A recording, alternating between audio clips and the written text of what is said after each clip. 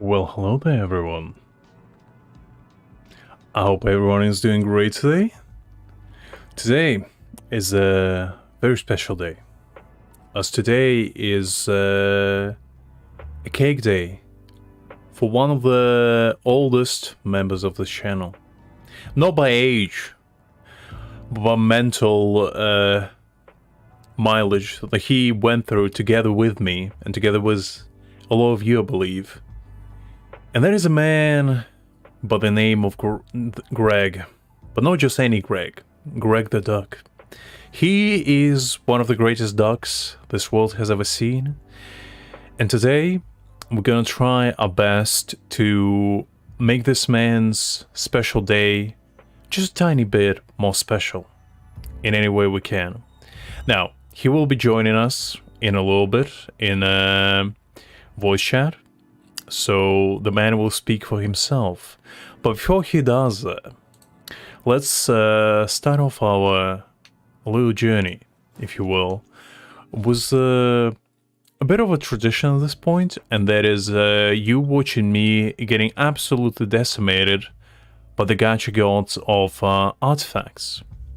There is a little bit hard for a wanderer to find rest in this world. a bit of a passion of mine, to strive to get something good for once.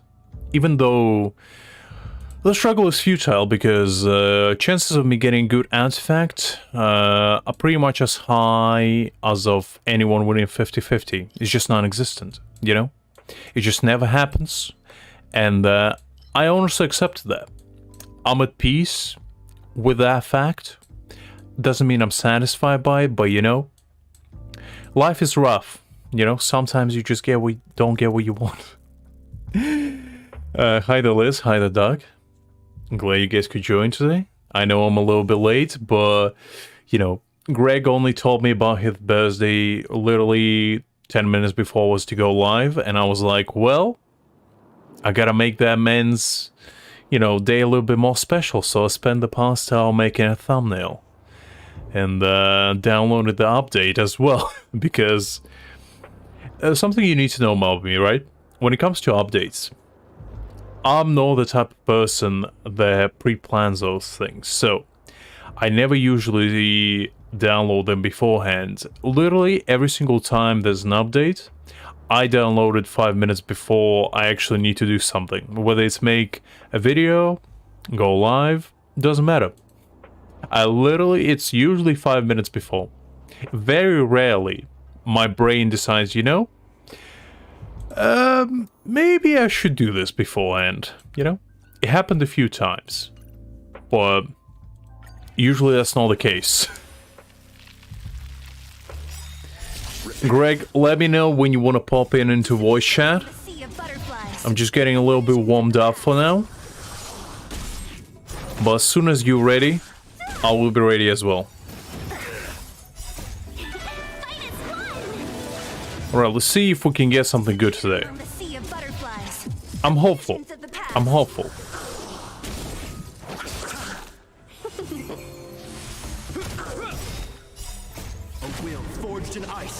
Alright, you in?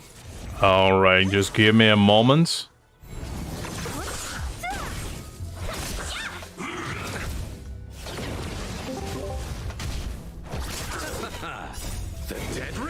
Alright, Greg, can you hear me?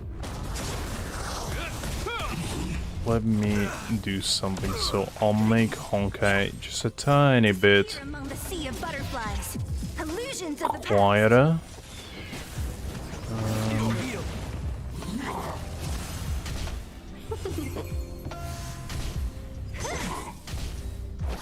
Try to say something? Hello. Oh, hello there.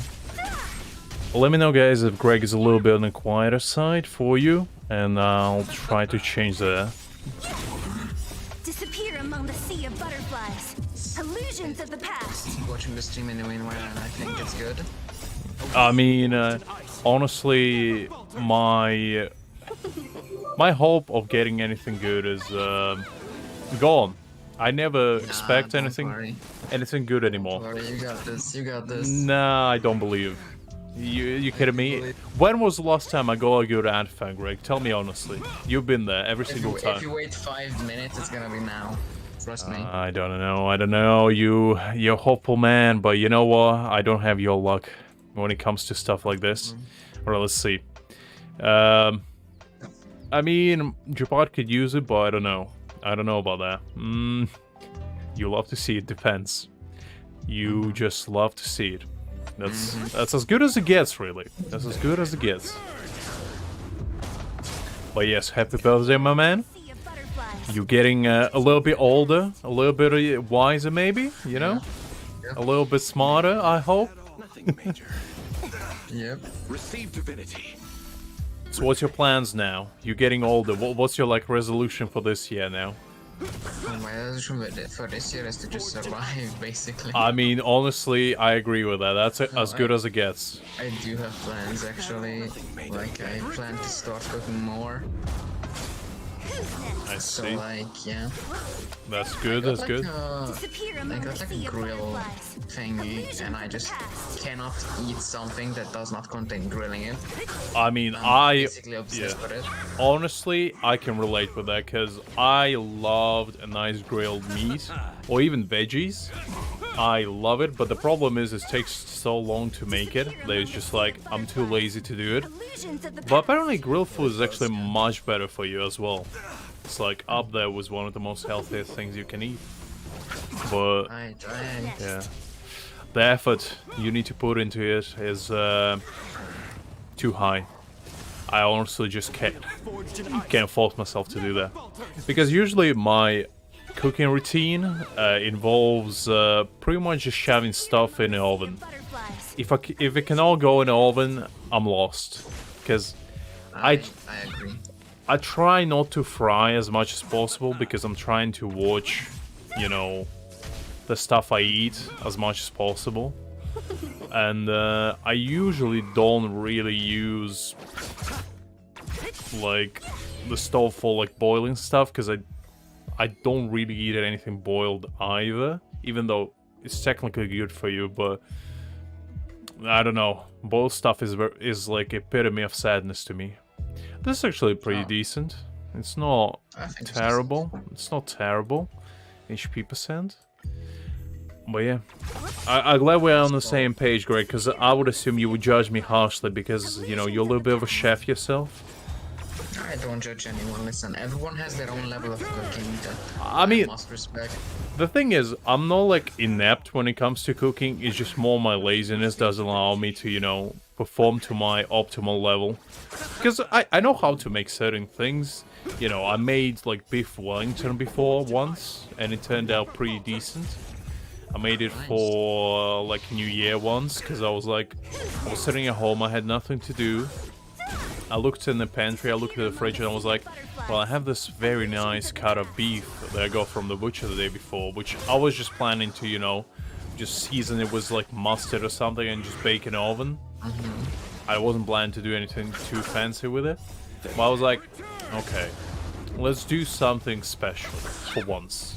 So I googled the recipe, I googled the Gordon Ramsay beef Wellington because he's like the man, you know? When it comes to beef, he's the man you go to. So I watched his recipe and I was like, okay, I have the guru telling me exactly what I need to do, step by step. And I spent like a good solid hour just studying the video, made some notes and all that. And I was like, okay, I'm ready to go. So I took out the beef, you know, I put the mustard, I made the dough even myself. I made like the first time I ever did it. Because, you know, I could have took a shortcut and just bought pre-made, but I was like, no, come on, let's do it properly. I made like a nice mushroom, what do you call it, like the paste thingy that you put on beef Wellington, reduction or whatever it's called. And put some nice bacon on there as well. Some Black Forest stuff that I found in the grocery store, and it was nice. It was nice.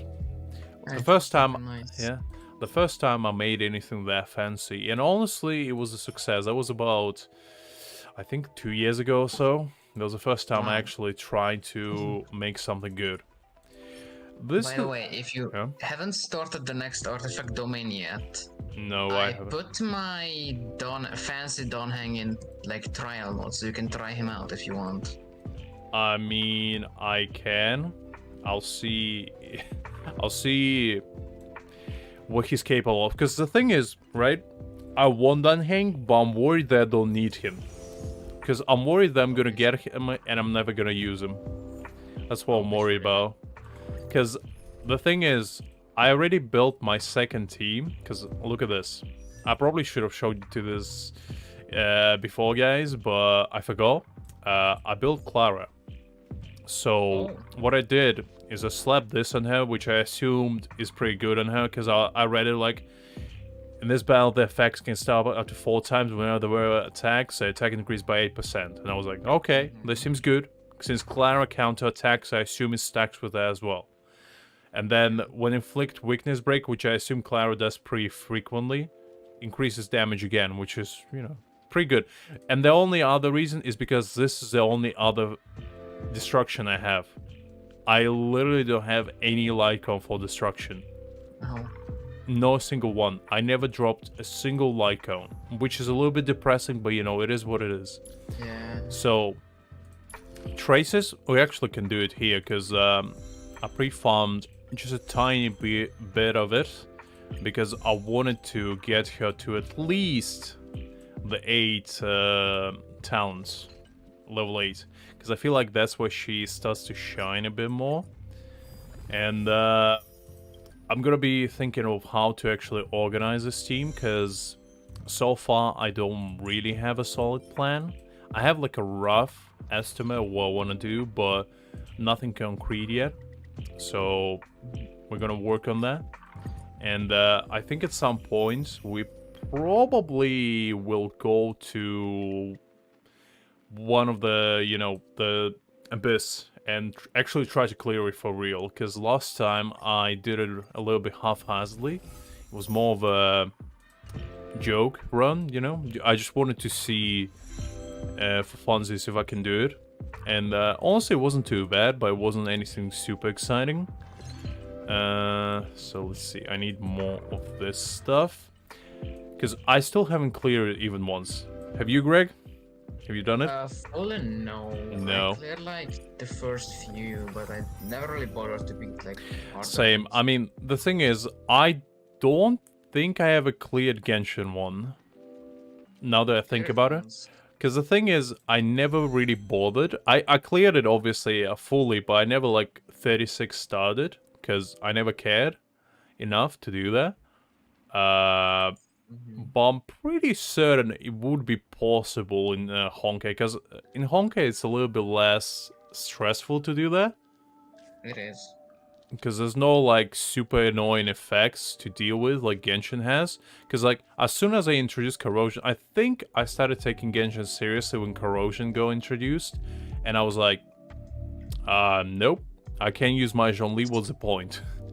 Yeah, exactly. What's the point? Okay, let's see. Let's go with this. I lack a tiny bit more. You know what? Let's go pre-farm a little bit. Let's go just so we can fully upgrade Clara. We might slap her on a team and just see what she actually does. Because the thing is, I never played with Clara. I heard she's really good, but I don't really know. Good, yeah. I don't know what she does actually. I know she does counter attacks, but that's about it for me. Kinda want to team her up with March, because March's shield has like a down effect that makes the target like Yeah. get more attacked. I don't know how to explain it properly this time. Yeah. But yeah, and she's pretty good with March.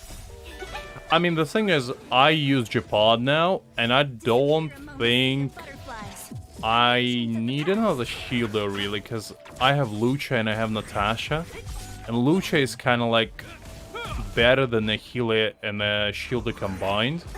I feel like because Lucha just does so much healing, I don't really think you need shields with him, because his passive is just so disgustingly strong. Jesus. It's just is unreal. This man is just a beast. And I love him for that. Wheel forged in ice never falters. So how was your endeavors so far in Honkai, Greg? Did you do anything like super awesome? I know you pulled that hang. Did you build the team of dreams yet? Are you still working on it? Yes, I hit with him for 500,000 today. Nice, nice. Yeah, it was similar to the universe, I know, but still. I mean, it's pretty good damage. I think the highest I hit so far, I think my Xyla hit for like 400k once, but that was only because I used like fully buff team. I think I used Jing Yuan, I used Weld, and I think Pella. So that's the only reason why. But I don't know, I don't really like teams like that where only one character shines. I try to build a more balanced ones where everybody has a role. And this is a big difference between how I build characters in Genshin and Honkai, so I'll show you in a minute. But I upgraded talents of every character because I feel like damage in Honkai, every character can do damage. It's not like even healers like Lucha can do pretty good damage, and so does Jing Yuan, honestly. And I feel like every character should be able to do damage, at least in certain capacity. Is that all? Yeah. But yeah, I'll show you. I've pretty much maxed every single character's talents. Well, not maxed, but I maxed it to the point where you don't need the little ball spheres, because I'm kind of trying to keep those when I actually want to max a certain character, like Jing Yuan. And it's also really expensive, so I don't do that. It is. Because I still haven't used a single, like the fuel pack. I still have all of them, no single one. Is that all? Mostly because I don't need to use them yet. I probably will when I get to level 65 to farm artifacts. That's why I don't use it yet, because I feel like that would be more efficient at that point. But at least I managed to build 2 teams. It took me like almost 5 months, but I did it. And I'm pretty proud of myself for that, because I honestly thought I would never do that, because I didn't even know I would play Honkai for this long, but this game got me hooked up. Yeah. Super fun. It is very fun indeed. I kind of wish that it didn't have autoplay, because I got too attached to it. I have a very hard time to let it go now. I just got so used to the convenience that it's unreal. Yeah. I mean, sometimes it's useful when you're like, oh god, I'm so tired, I just want to get my resin spent or something like that. And you do like artifact domains or something like that. It's perfect for that, but for like, what is it called? The spiraling thing. Yeah, I forgot. The Forgotten Hall, I think it's called. Forgotten Hall, yeah, I forgot. Forgotten Hall, it's... For a lot of people it works, surprisingly. I mean, I feel like AI goes both ways. Sometimes it makes better decisions than you would, and sometimes it makes worse. It's just really a toss of a coin at that point, and it just depends on your luck. But people rate characters for being good or bad for auto as well. I mean, that is true. I feel like the best character for auto right now, at least, is probably Xyla. Because Xyla, actually, AI works really well. She actually goes with her ult for the biggest enemy. Like, with the biggest amount of health. Which is rare, because I would assume she would go for the one who has, like, the smallest HP possible. But I found with Xyla, at least, she never goes for the enemy that she can kill with normal attack. She always goes for the enemy that, at least with the ult, the regular attacks is kind of a toss-up. Sometimes she go only for the boss. She doesn't work well against those guys with shield. You know, the one that uses counterattacks? The big, like, armored guy? I forgot his name. But the... Let me see if I can find one. What would that be? I think it's somewhere here. Like the silver main guard. The big Yes, the silver main guard. So one here. yeah, those are No. annoying. Yeah, the one they like summons 4 to 5 characters, and basically, unless you kill them, he counter-attacks you on every single attack. This guy. Yeah. Let's see, there's one in here somewhere, I think. It's like right here. Because those guys, like, Zyla actually doesn't go for the little guys in that case. She only goes for the big guy. And that's not a good thing, because unless you kill them, you're constantly getting pretty much demolished by the counterattacks. Because this guy, one of these guys, they're so annoying to deal with. At least on auto attacks. Unless you have Jing Yuan, who like just completely wipes them all out. If you have a single target damage dealer like Zyla, this guy is your worst nightmare, because he just keeps counter-attacking and your Zyla just keeps hitting him no matter what. She never goes for little guys. That's my only grievance with her, but other than that, she's awesome. I like her. Yeah, exactly. Alright, let's go for the last artifact run, and then I guess we'll go with the event, as you wanted me to, Greg. Is that correct? It's pretty fun, yes. Alright, let's go. So... You know what, let's put Clara in, just to see what she actually does, instead of, let's put instead of Japad. I don't really need him. Let's test her out and see how she feels. So yeah, as you can see, before we go, this is pretty much all my characters. So, I pretty much upgraded them almost to full. I didn't upgrade these because, like, it's insane how much stuff they need. Yeah, it's really good. It's like, I don't have enough materials. Because, like, look at this. Zyla needs 8 of these. And one of those balls is like, in order to upgrade a single character, I think you need, like, 7 balls or something. You need a really big amount. 8, and it's like I don't want to waste some for now. Well, actually, I think 6, 7, 8, 9. You need 9, yeah. Yeah, it's very large. So yeah, basically this is my team. I upgraded every single talent to 8.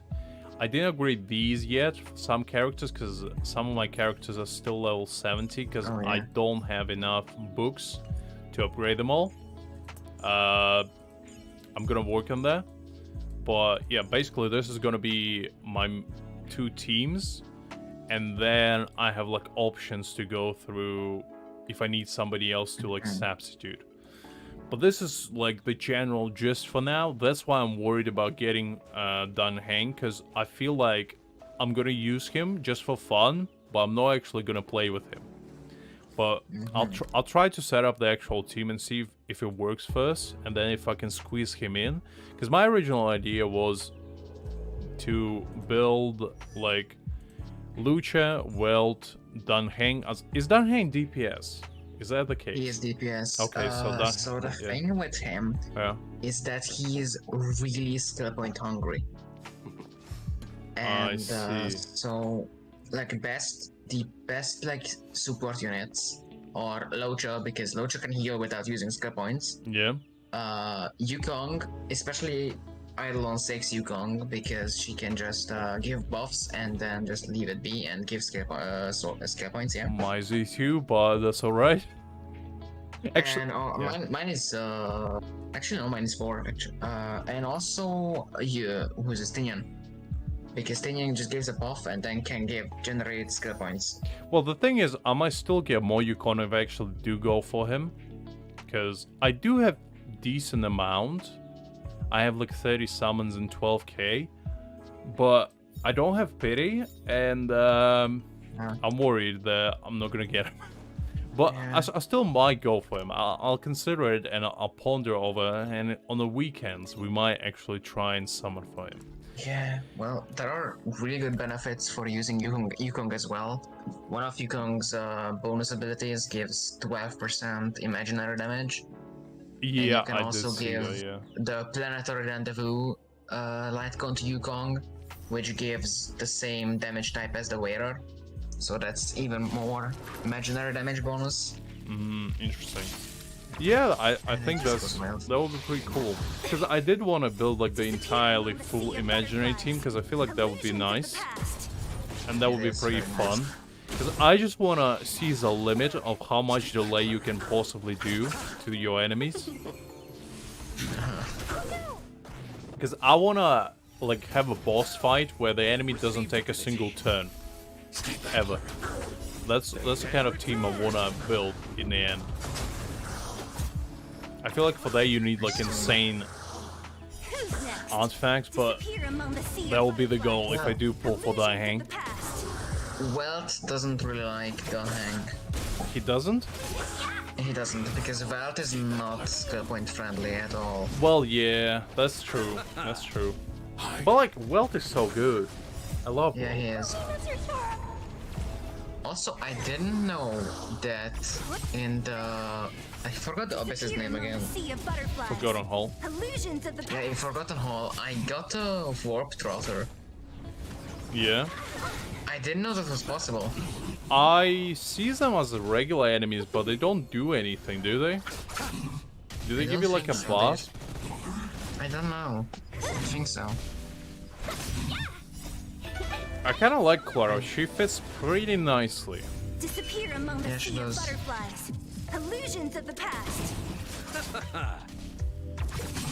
The thing is, on my Japar, I have the Lycon, which like makes him getting attacked more, so I feel like they wouldn't work together. Yeah. Because their Lycon is so good on Japar, because he only gets hit. And Yeah, that's yeah, that's really what good. you want. That's what you want. Yeah, exactly. That's like probably the best 4-star Lycon, honestly, that is free. Because look Yeah, look basically. look at this. It reduces damage, I think, by like what is it? 16% at first level. At Yeah. first level. It's a lot. And like I think at the max it's 18, 20, 24%. It's almost by quarter. It reduces damage. And he gets attacked, which is what you want. There's literally zero drawback. Yeah. It's like the perfect... I feel like it's better than that light cone you get in Herta's Simulated Reality. It's much better. Well, yeah, that one is kind of designed for Fire MC. Yeah, I know, but like... The thing is, if it's a 5-star light cone, you kind of want to use it on everyone, you know? Because you expect it to be the best. Kinda. I know it's free, but like, still. Still, yeah. You still kind of want it to be good. Yeah, of course. It's a 5-star after all. Alright, so... do I need to do the main mission for the new event? Oh. Wait, you do? Oh, you need to start it. I forgot. Oh no. Yeah, because you need to unlock the new area for it. Okay. Is it like super into the story? Because I'd rather do it all in one go. I don't think it's that deep into the story. Okay, so let's start it a little bit, and we'll go from there. I wish that they added the thing like in Genshin where you just skip that stuff, but Yeah, that would be cool. I mean, uh, for this you just need to explore the area. Like, you need to unlock it where it is. okay. So do I need to do the quest for that, or can I just go into the area? Is it like quest only? No, you need to go and do the quest earlier. Okay, that's fine. Let's just start it, and then How about you try out Don Hank first? sure. I mean, we can do that.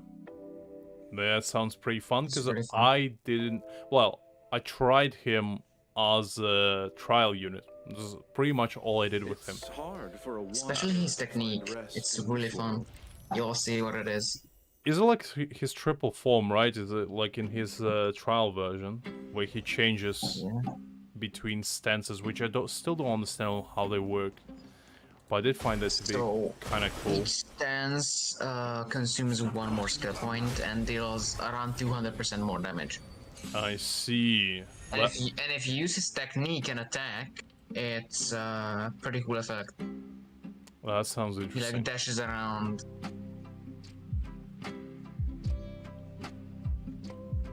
I don't really know, Doug. I haven't tried it. I think I saw it. We're in trouble. I now. read the description. It wasn't like super exciting, but I don't think it's bad. It's really good for Kafka. Is it good for Wells? No, not really, because Well- it enhances damage over time. Right, yeah. Yeah, that's true. Heaven's Search. I just like the animation. Like, it's so cool looking. It is so good. Break. Nice.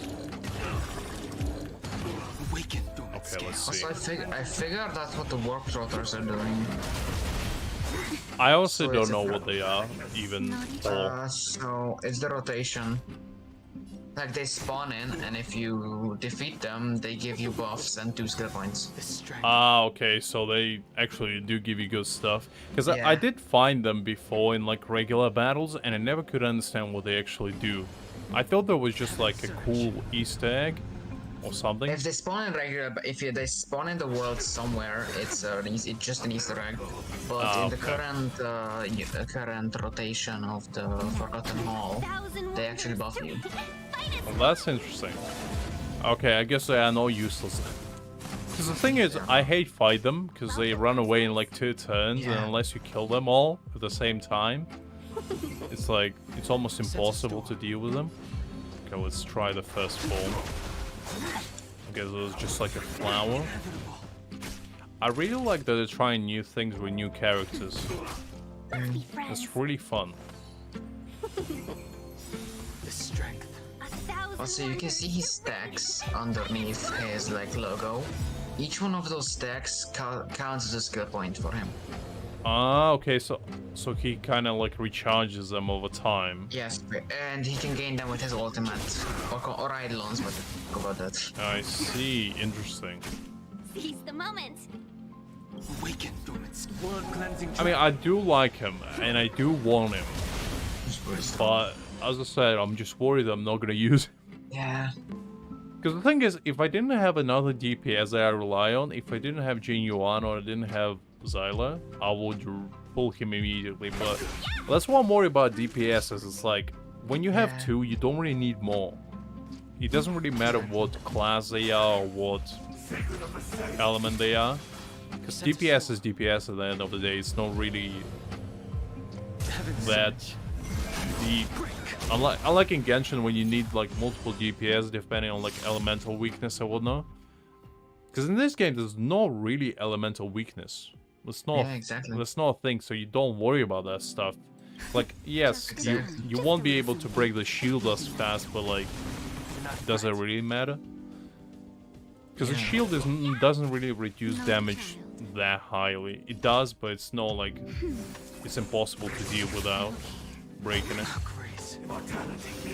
The strength. All right. Heaven's Search. Rise. I like his third stanza most. It's just so fun. It is really fun. And I like that he can go from single target to AoE DPS. Yeah. That is very good. His third stance actually does more damage than his ultimate. So Yeah, because the thing is, it's always... Does his first do actually more damage to a single target? That's what I want to know. no, it doesn't. It doesn't, okay. Because that... Approximately, if you upgrade one stance to the next one, it approximately does 200% more damage compared to the previous one. Okay. Because I was just curious if they did it the way, like, the first stance does a lot of damage to one enemy, the second stance, it's- I think... Is second stance, like, AoE as well? Or is it one target? Second does a bit to AoE. Okay, like a so little yeah, bit. I hoped this would be like first is like for single AoE, second would be like for 2 or 3, and the last one is where you want to, you know, just clear the wave. I felt like that would be awesome. But honestly, I don't mind this. It's like, That tree. I feel like Dong Heng is very universal, and he can be used Yes. in very a lot of compositions, which is very nice. I like that. What is your purpose for entering the seat of divine foresight? He's busted.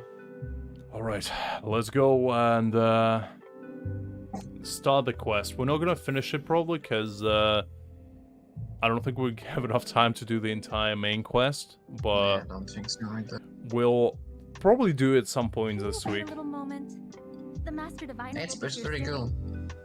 She's temporarily taken on the General's responsibilities. Right, I'll please Before meeting you, she must make the current situation known and fortify public spirit. There we go. This is her. I don't think I can ever get used to this. Now for Shona's here.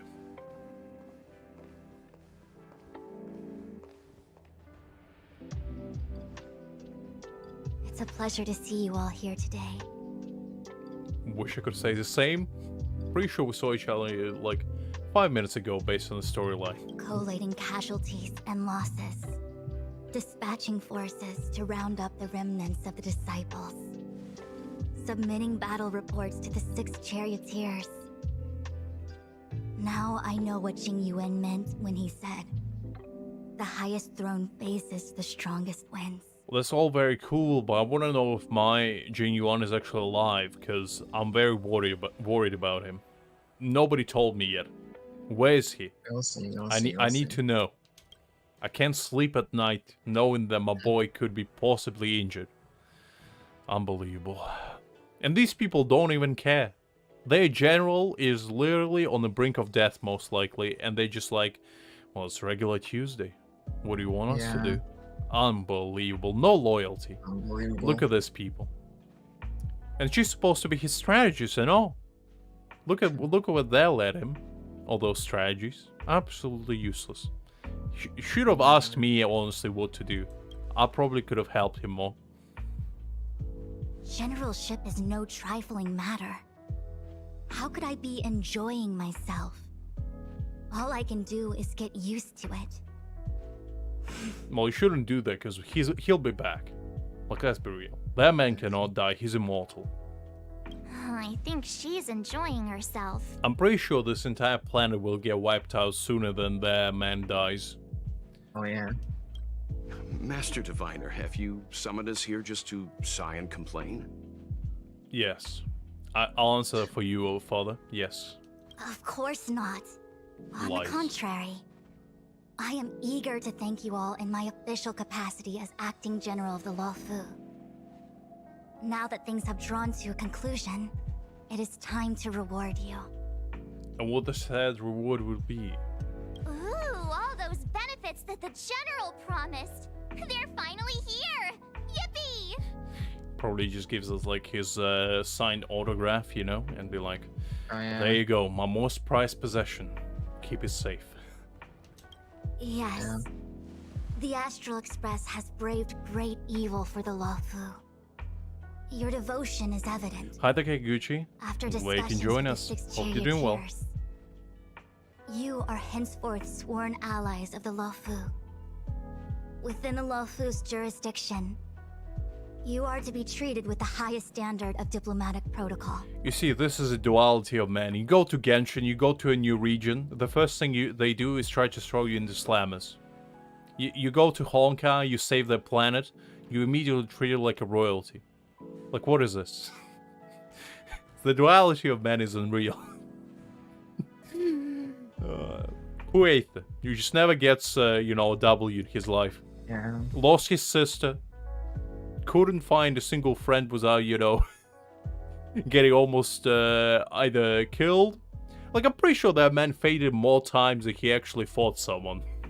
Oh yeah. It's like, it's unreal. It's unreal. On behalf of the Astral Express, I would like to thank you, Master Diviner. Wow. Nothing tangible then? But at least it sounds pretty cool. Oh yeah, I guess it is a school time, guys. If any of you go, I hope it wasn't too, you know, stressful for you. I know it's hard going back to that very pleasant place. Oh, very Wink, pleasant, wink. of course. Wink, wink, you know. Education is important, children. Don't neglect it, you know. Listen to your teacher saying, but don't listen too hard. Yeah, exactly. Now that things have been expressed, I still have something to discuss with you. Please, this way. 15th of August? I didn't even know you start school that early nowadays. Back when I was in school, I used to start like, I don't know, 4th or something. Because the thing is, I came from 2 different perspectives when it comes to school. So, to give you a little bit of a background, guys. I wasn't born in England. I know, a shocker. But, basically, I was born in Ukraine, right? And I lived there until I was, 12, 13? Somewhere around there? 10 years ago, basically. So when I was there, the way holidays function there is basically you get 1 week in September. It's like a mid point, I think. You get 1 week. You get 2 weeks in December, obviously for Christmas. And actually, no, because we don't celebrate Christmas. So you get it for New Year. And you get it 1 week after New Year for other stuff. We have like old New Year type thing. It's a religious thing. I don't care about it, but some people do.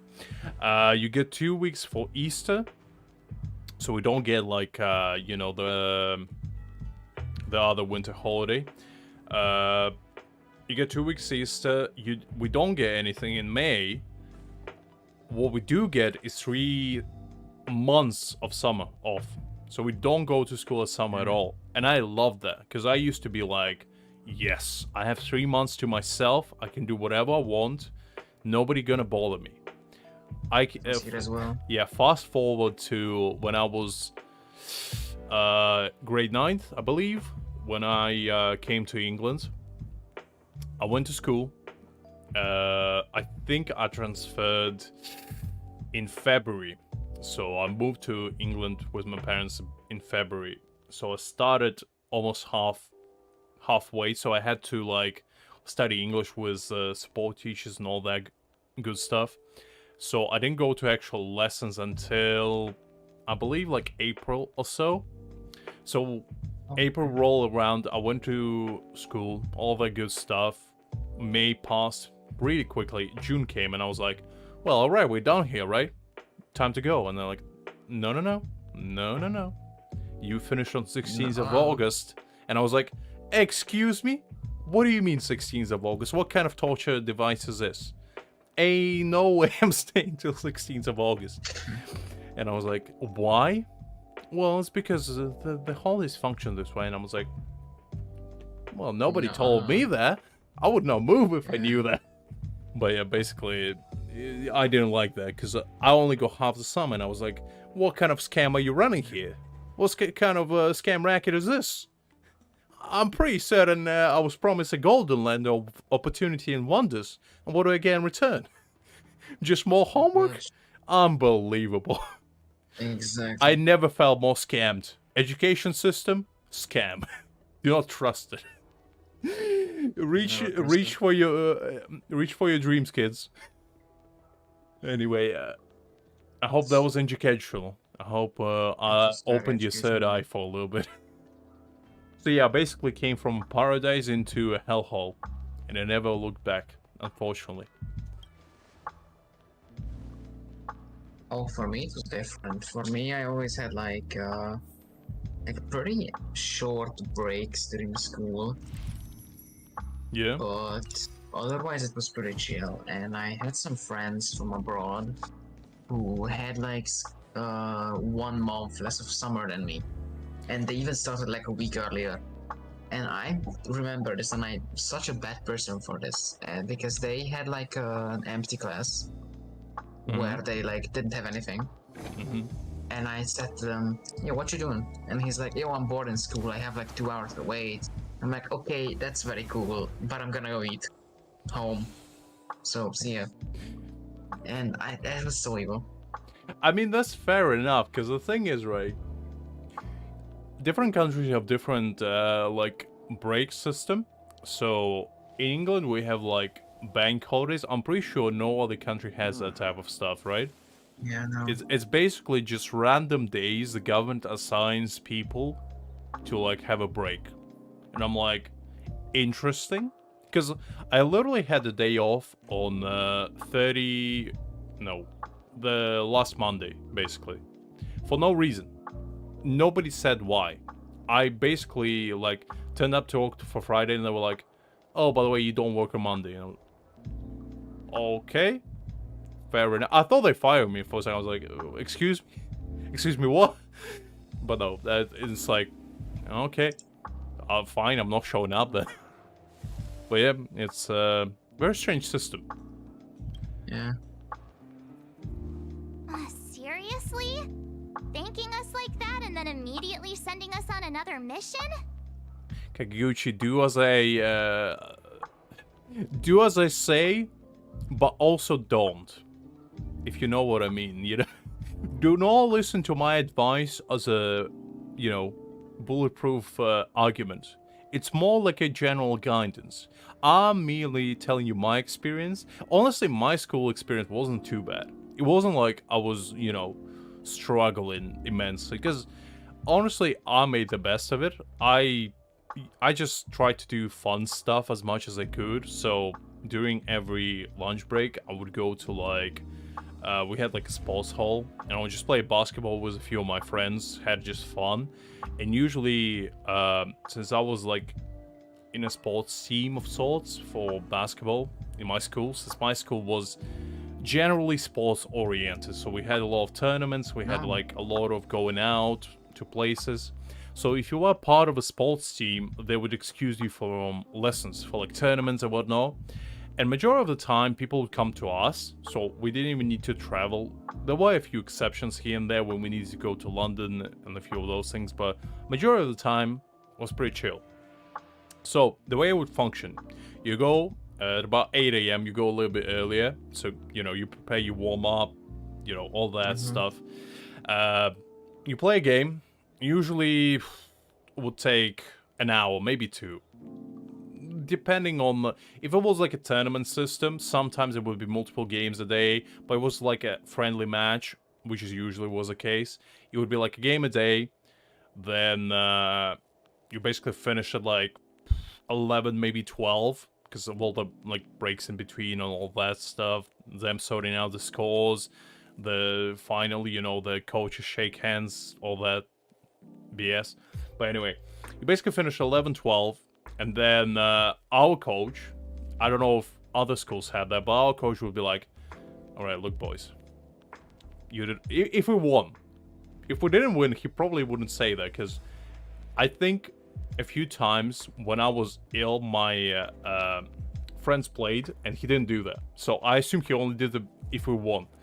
So every time we would win, we would go, he would take us out for lunch to like one of those like cafes we had on the side of our school. He would take us there for a meal, and then he'd be like, look, you did it well today, boys, just go home and rest. And I was like, can we do that? Really? But what about the classes? And he's like, don't worry, I got you covered. I'll just say, you know, you working out with me for the next tournament. I was like, Coach, I love you. Thank you very much. And I would just go home play video games. That was pretty much once every 2 weeks or so. I would have a day like that. And it was awesome.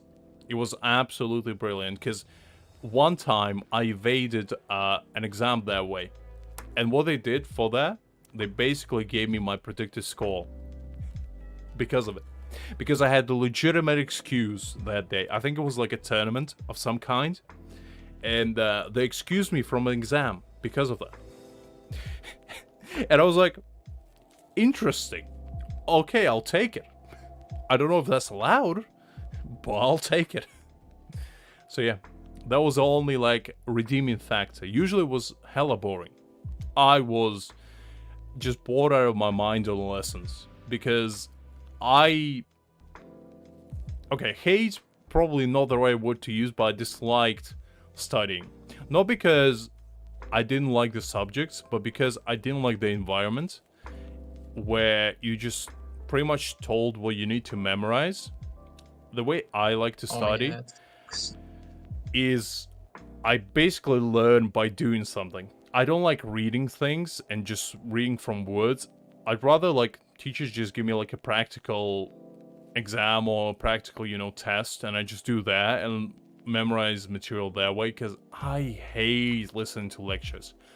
I just can't wrap my brain around it, and I have ADHD as well, which basically doesn't allow me to do anything related to just concentrate on one thing and listening, because my brain just gets distracted almost immediately.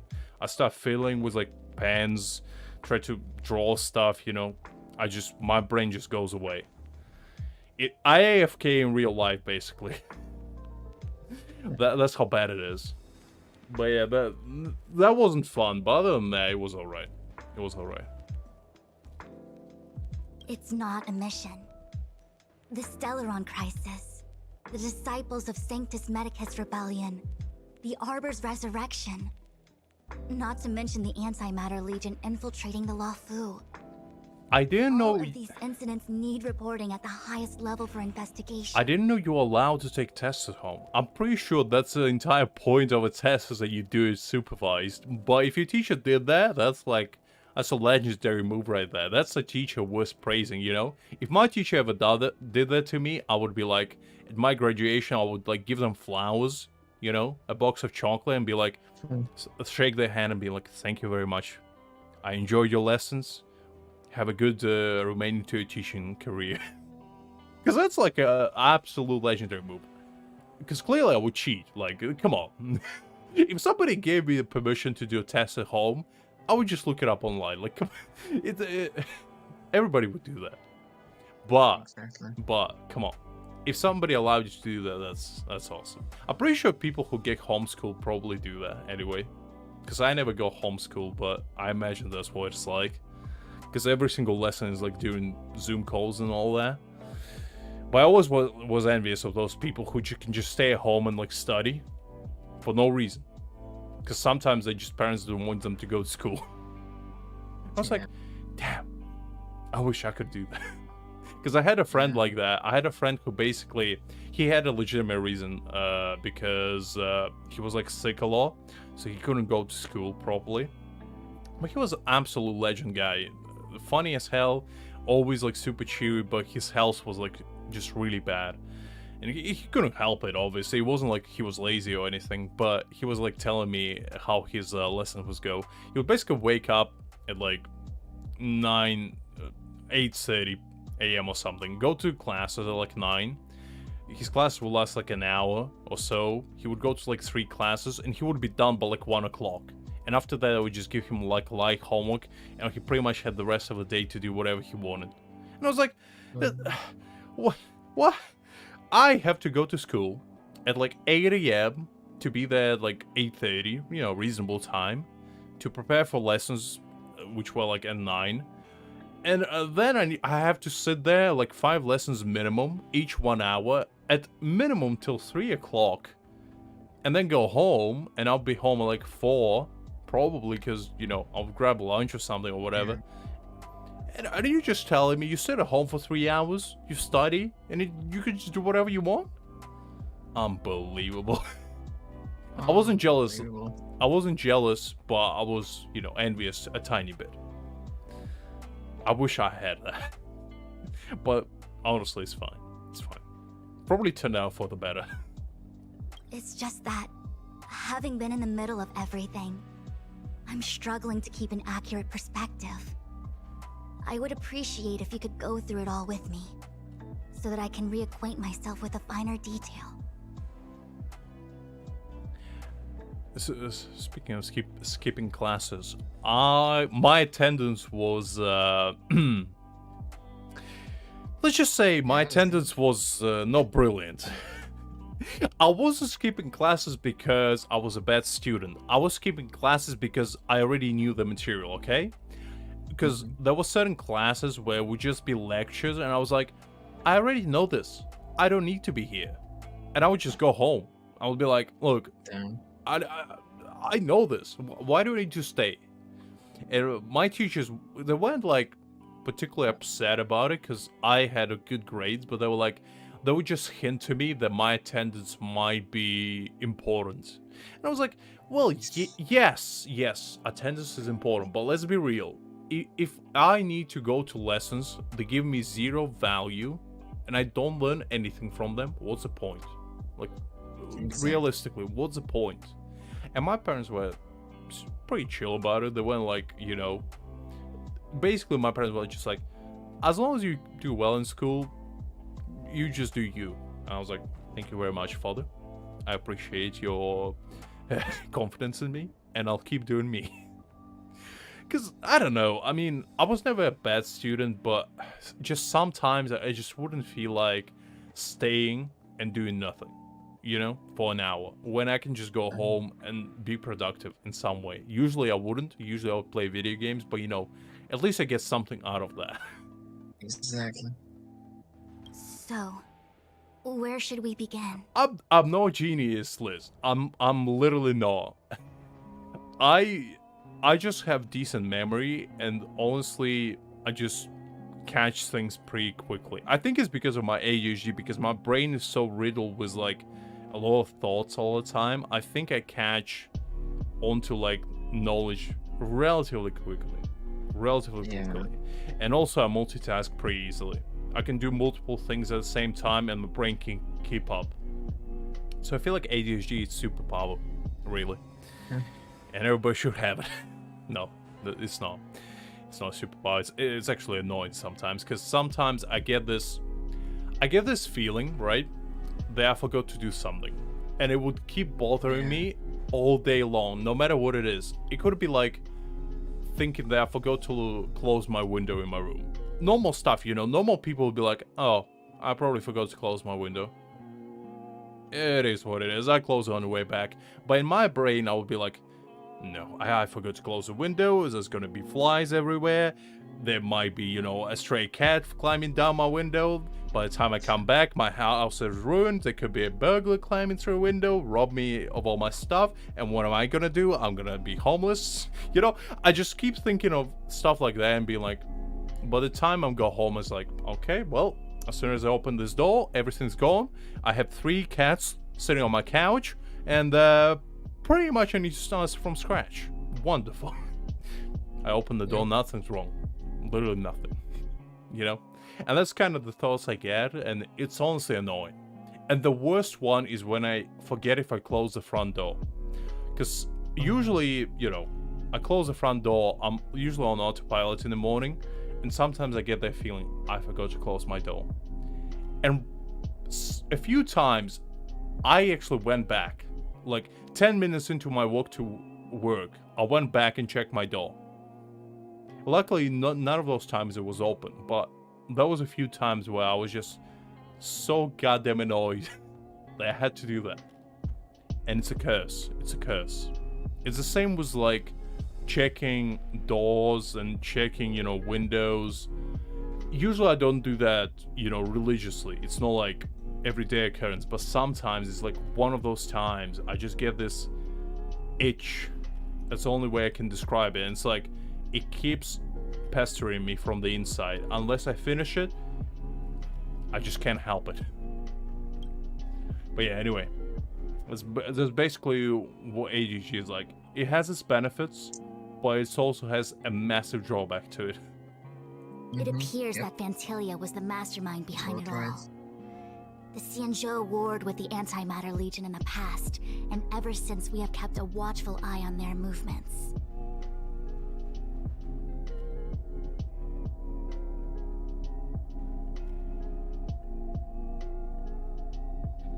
I think so as well, Kaguchi, because the thing is, ADHD helps with creative thinking. Because the thing is, if you do something creative, the more you think, the better ideas you get. At least that's what I find. And since I'm relatively good with public speaking to begin with, it actually helps me to be more... What's the right word? Outspoken when it comes to, like, improv. So I come up with stuff on the fly relatively easy. I wouldn't say it's, like, absolutely effortless, but I feel like it helps with, like, coming up with jokes or coming up with, you know, stuff to say if I'm, like, in a group of people, or I'm trying to, you know, prove a point or something like that. Because I did a lot of presentations in college when I went there, and I never did a script, not a single time. Because I usually would just think on the spot what to say, and every single time I would prepare a presentation, I would never look at the board. It would just literally be there for people to look at. That's just how I rolled, really, because I hate reading script. It feels so unnatural to me. My skin starts crawling, and I'm like, I just want to be me. I don't want to, you know, put up an act and be like, yes, this is my thought. Please applaud. You know? I don't like that. It feels just super fake, super ingenuine to me, and I just prefer being myself. Few could have foreseen the insidious tactics employed in the execution of their assaults. The Lord Ravager slithered in unnoticed, clandestinely plotting and machinating, and surreptitiously bestowed a Stellaron upon the disciples of Sanctus Medicus. This heinous act instigated an uprising aimed at luring the Luofu into a perilous trap of self-destruction. Honestly, Kaguchi, I'm introverted as well. I'm an introvert, but I force myself to speak to people. I forced myself ever since I was a child by interacting with strangers online. That's how I go over my own anxiety, because I had that as well. I feel like it just comes with age, where you get more confident in your own, you know, skin, pretty much. Because, you know, when you are young, you're riddled with anxiety, you're riddled with insecurities, and you don't know what you're doing yet. That's perfectly fine. I've been the same way. There's not a single teen out there that is 100% confident in themselves. It's not possible. Because teens is like an amalgamation of all the insecurities and pretty much just bad thoughts jumbled up into one body. It's just normal. You get over it with age, and it's, you know, you just gotta push through it and improve little by little. Interact with people that you like. That's why being online is so good, because you can be anonymous. You can be anyone you want. It doesn't matter. You can pretend to be something you're not if you want to. I wouldn't recommend it, but if there's something, you know, that helps you to be more confident in yourself, to be something, you know, to overcome your fears or whatnot, that's a good way to start.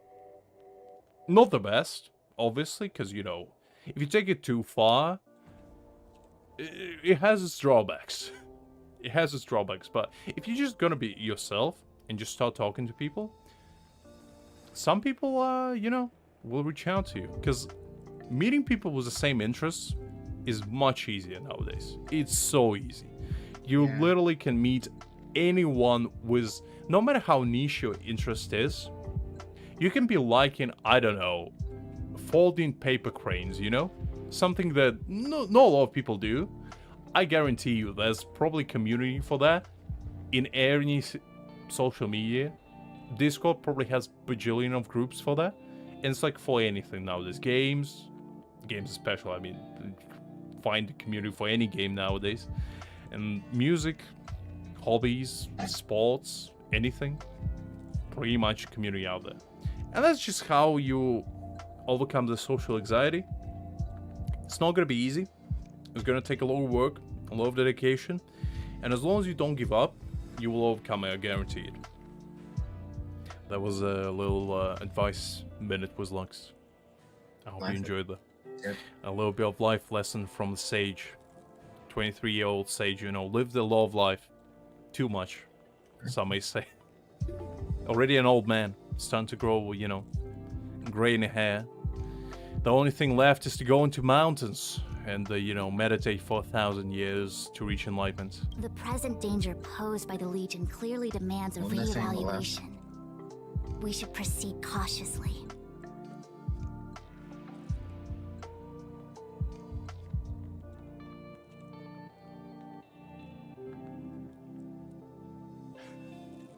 I mean, I enjoy editing as well, Kaguchi. That's like a super fun pastime experience, because when I go into editing, which was about a year ago, as soon as I started my channel, I didn't know how to edit at all.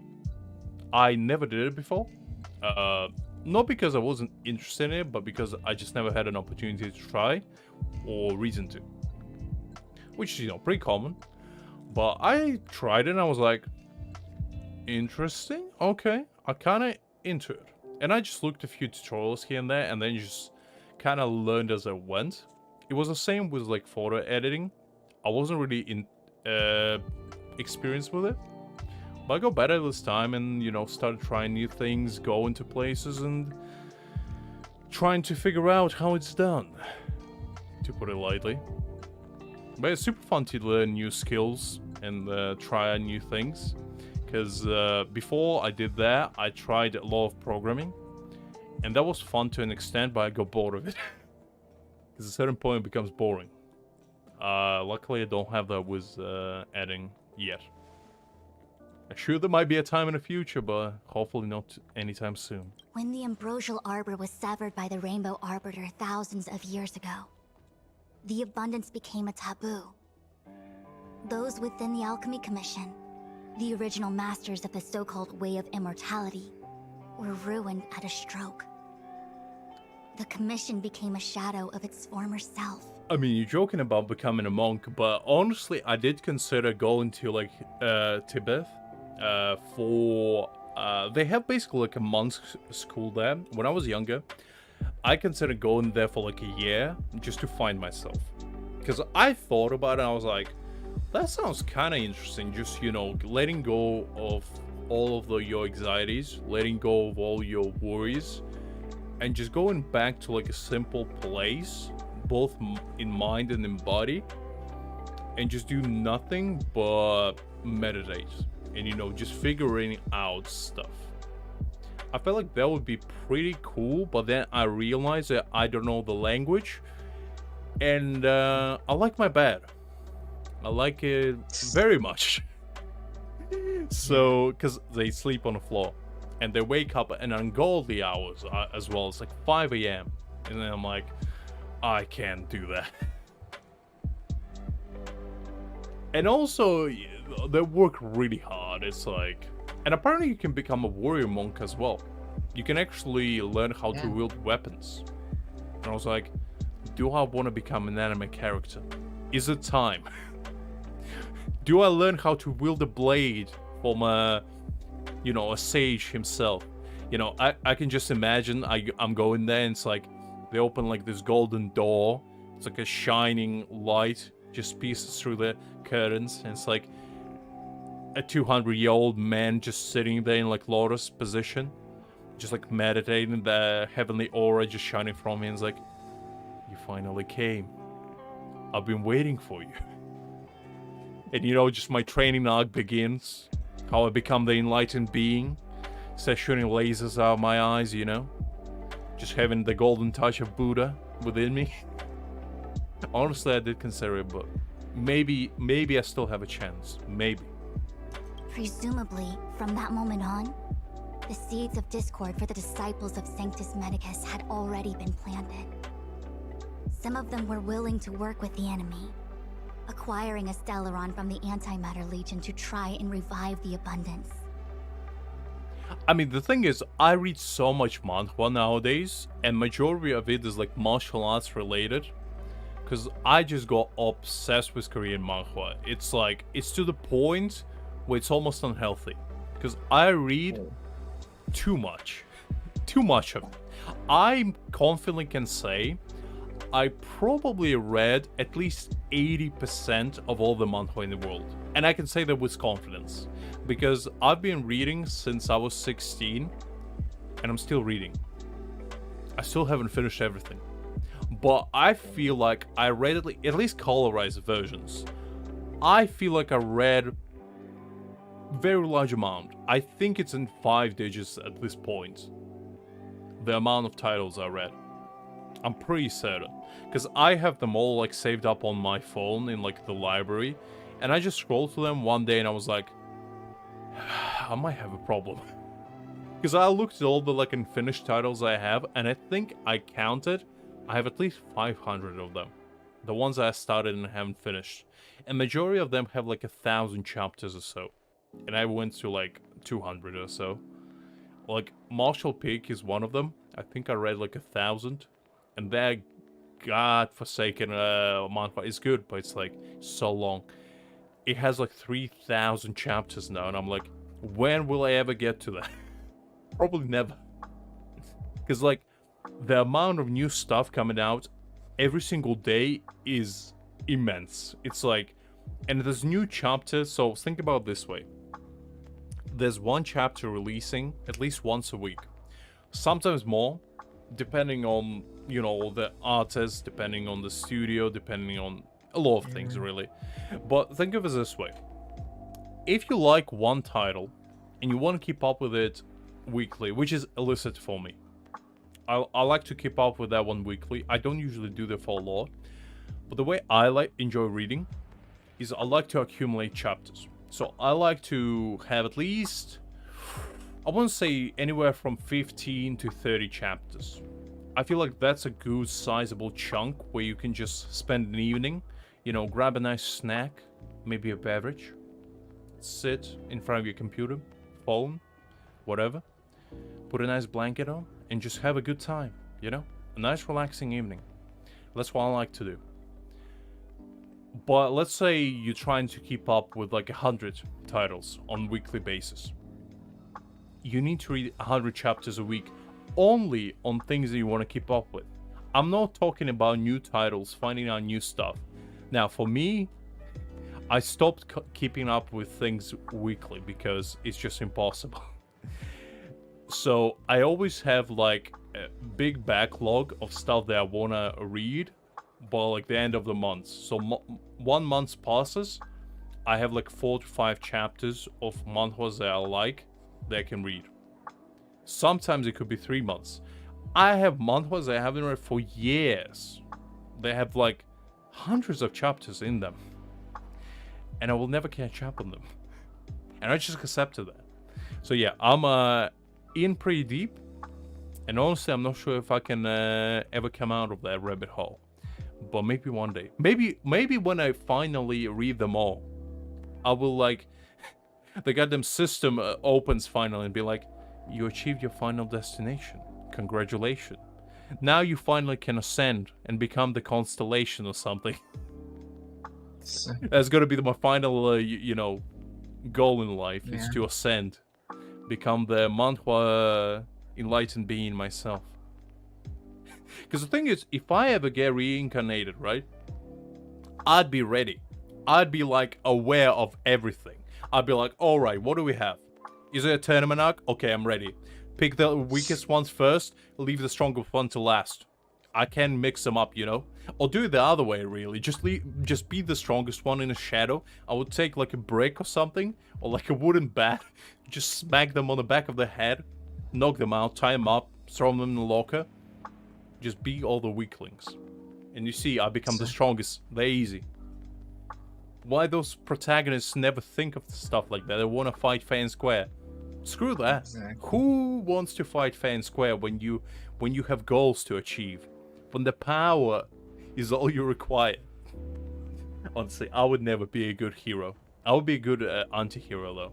Because I would be, you know, I would be on a hero's toes every single step of the way. I would be like Lelouch. You know, just having the all-mind eye in every perspective, having like 20 moves ahead. Every single step is already pre-planned. By the end of it, you know, the end goal usually is like defeat the Demon King, defeat this god, take revenge, you know, whatever. My worst plot is when the main character leaves like clearly the characters that annoys them or the characters that wishes them harm for no apparent reason alive. I would never do that. As soon as somebody crosses me, I would cut their head off. Immediately. Not even asking them. Why? I'll be like, begone. Begone, you filth. Not in my watch. You ain't stealing my adventure. You goddamn fiend. Yeah. I'm preparing for that day. Maybe one day. They succeeded all right. But why would Fantilia's objective to be to realize their wishes? Those traitors gained nothing. They betrayed the Xianzhou only to become sacrificial offerings in the Lord Ravager's grand scheme. I mean, let's be real, guys. Being a hero is so lame. Like, why? Why do you want to be a hero? What good is that? Being a villain is so much more fun, because villains are not restricted by anything. They're not restricted by rules, they're not restricted by, you know, the social concepts, they're not restricted by moral obligations, because they don't have any morals to begin with. It's like, my favorite villain of all time is Aizen from Bleach. That man never gave a single thought to anything, he just did whatever he wanted. He literally pre-planned the entire life of a protagonist just because he felt like it. He literally made his parents go together to conceive the main character. How crazy is that? And the man just felt like it. He didn't even, you know, it wasn't like his grand plan or anything, he just felt like it. And I'm like, I want to do that. I want to do that. I want to just decide somebody's life, entire life, for fun, you know? I wouldn't do anything with it. I would be just like, by the way, I made you go here. I made you do that. I made you achieve that. And be like, anyway, I'm a head out. And that'd be it, you know? Just for fun. I would do fun stuff like that. I would not want to conquer the world. I would not want to, you know, achieve eternal peace or anything like that. I would just want to do fun stuff. And as a hero, you cannot do that. Because, like, name one hero that's cool. One hero. Like, pure heroes hero. have a bunch of duties. Yeah, heroes have duties to do, and like, villains can just have fun. Well, even anti-heroes are so much cooler. Like, there's no single hero I can think of that is cool. Who, like, abides by moral judgment, doesn't kill anyone, you know, always on the path of righteousness. I cannot think of a single one off the top of my head in anime, manga, you name it. No single one is good.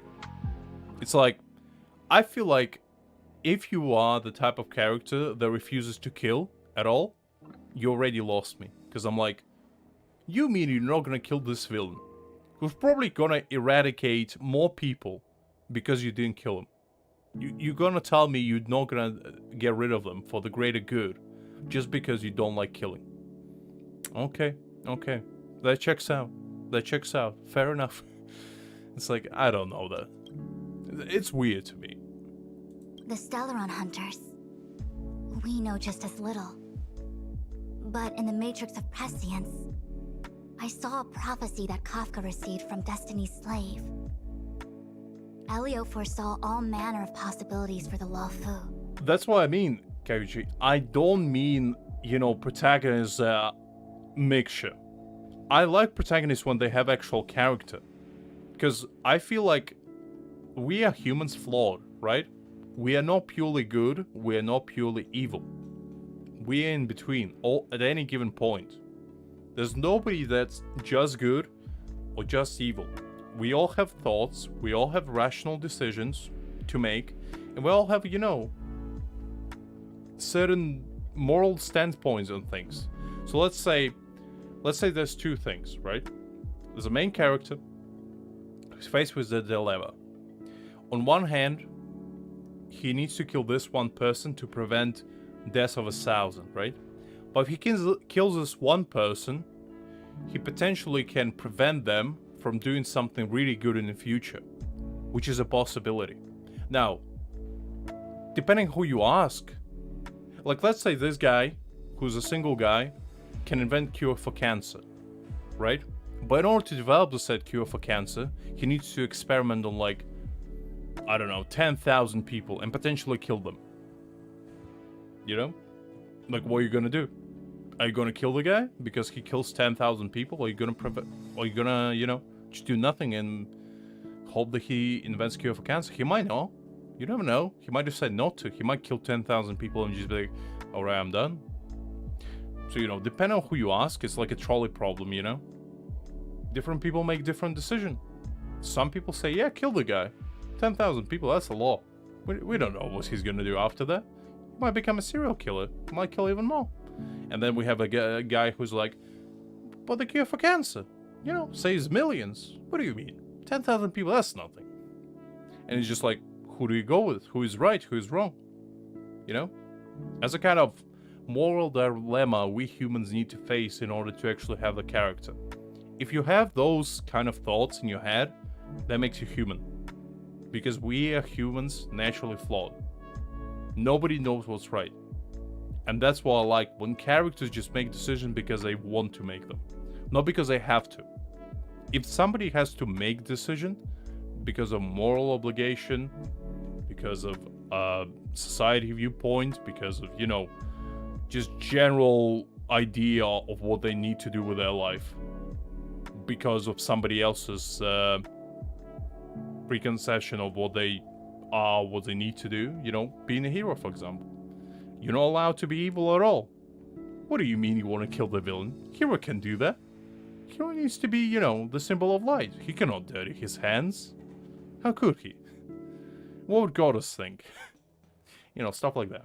I don't know. Based on what Kafka knows, and despite everything being under the control of Elio, that prophecy is indeed the most beneficial future for the Lawfu. The Stellaron hunters walked right into our trap, and even gifted allies, in the form of yourselves, to the Xianzhou. That might sound self-interested, but I hope the feeling is mutual. That's what I like, once again, guys. That's what I enjoy. Because the thing is, I agree that the villain needs to be hated in order to be a villain, right? But I also believe if you can sympathize with the villain, that's also really good story writing. Because if a villain does evil just for the sake of doing evil, that is a flaw of writing. If the villain has a motivation to do evil, for example, Lelouch from Code Geass. Majority of people say he's a villain, right? Majority of people wouldn't think he's a hero. But he has a motivation to be evil. He has a reasoning to kill people. He has a reasoning to, you know, go down the path that he chose to go to.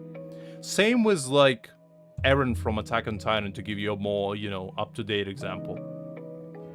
Also a guy who, you know, has a reason to kill people. He has his goal, tries to protect what he wants to protect. The majority of people see him as a villain because of what he does. If the villain has a motivation to be evil, that's a brilliant story writing. It doesn't matter what you feel about him as a character. If you feel strongly one way or another, if you can feel both ways, that is a good villain. Because if you can like a villain and hate him at the same time because of different choices, that is a character that is humane. That is a character who is human. If you can all feel both emotions towards this individual, that means they are not human. Because in regular human, like let's say this, to give you an extreme example, okay? Let's say there would have been a general of the army, right? General of the army, a guy who makes decisions. You know, the guy, the big hat, who makes all the decisions regarding war. Let's say we're back in the Imperial area, where it's, you know, it's like war with horses. And, you know, swords and all that good stuff. Let's say there's a battle, right? As a battle, the king instructed the general to go to. General cannot refuse the order. You know, it's the order from the king, what he's gonna do. So he leads his troops to battle. Now, he has two choices. Based on those choices, will depend how many people die. One of which, he can go to head to head with the enemy. You know, put potentially thousands of soldiers' lives of his enemies at stake. Or, he can go and meet with the enemy general, maybe have a discussion, try to resolve things peacefully. Both have merit. Both decisions have a, you know, logical conclusion. On one hand, you want to avoid bloodshed. On the other hand, you need to achieve victory. Because what if the enemy general is a bad guy? What if he's gonna kill all your soldiers if you decide to, you know, go to peace treaty with him? What if he's gonna backstab you, huh? What's gonna happen then? And that's the kind of power somebody could have.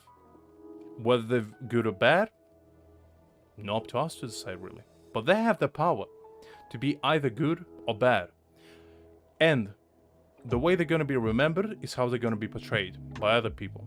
You cannot portray yourself as a villain or as a hero. It all depends on what others think of you. If somebody thinks of you as a villain, even though you did absolute miracles, you know, you saved thousands of people, but one time, you killed one guy. You killed that guy's family. You killed that guy's family because you thought he was a villain. And he hates your guts. He absolutely hates you because you killed his beloved ones. Not because you decided to, not because it was your choice, but because of this massive collision, you brought the war. The guy's family got drafted, his father got drafted, got killed in the service. The guy hates you now. He thinks you're a villain because you decided to bring his father to war. They got killed with. Now you can make an argument if it wasn't the case, the country would collapse. You know, the enemy would take over, probably enslave everyone. Multiple arguments to be made there. And that's what I mean. That's kind of moral judgment.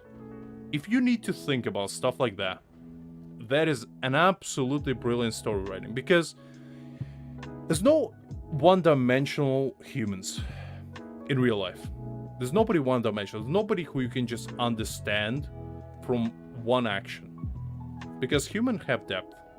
And if characters in manhwa have depths, oof, that's brilliant. So right. One of the good examples is Regressor Manual. That manhwa is life-changing. If you guys have never read it, I strongly urge you to. It's such a brilliant story writing. It's like every single character makes you feel different emotions, and even main character makes you feel different ways about him and about people around him. It's very interesting. Very good read if you have the time to. I think it's like 80 chapters or so. I think you can find it on Ashura's Cans. It's really good. Now that the future has come true, the Sanjo has discovered the Legion's intentions, and with everyone's help, has imposed a crushing defeat on Phantalia. But yeah, I hope my explanation kind of makes sense to you guys. I hope I didn't just, you know, say something that you absolutely didn't understand what I was even trying to say.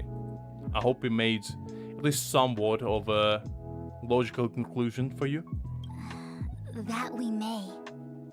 But as logical as things might seem, there are still many details about which we're uncertain. For example, how was the Stellaron brought onto the Sanjo? And who sent it onto Scale Gorge Waterscape? How many disciples of Sanctus Medicus still remain at large? All of this is a mystery. Thus far, we've done our best.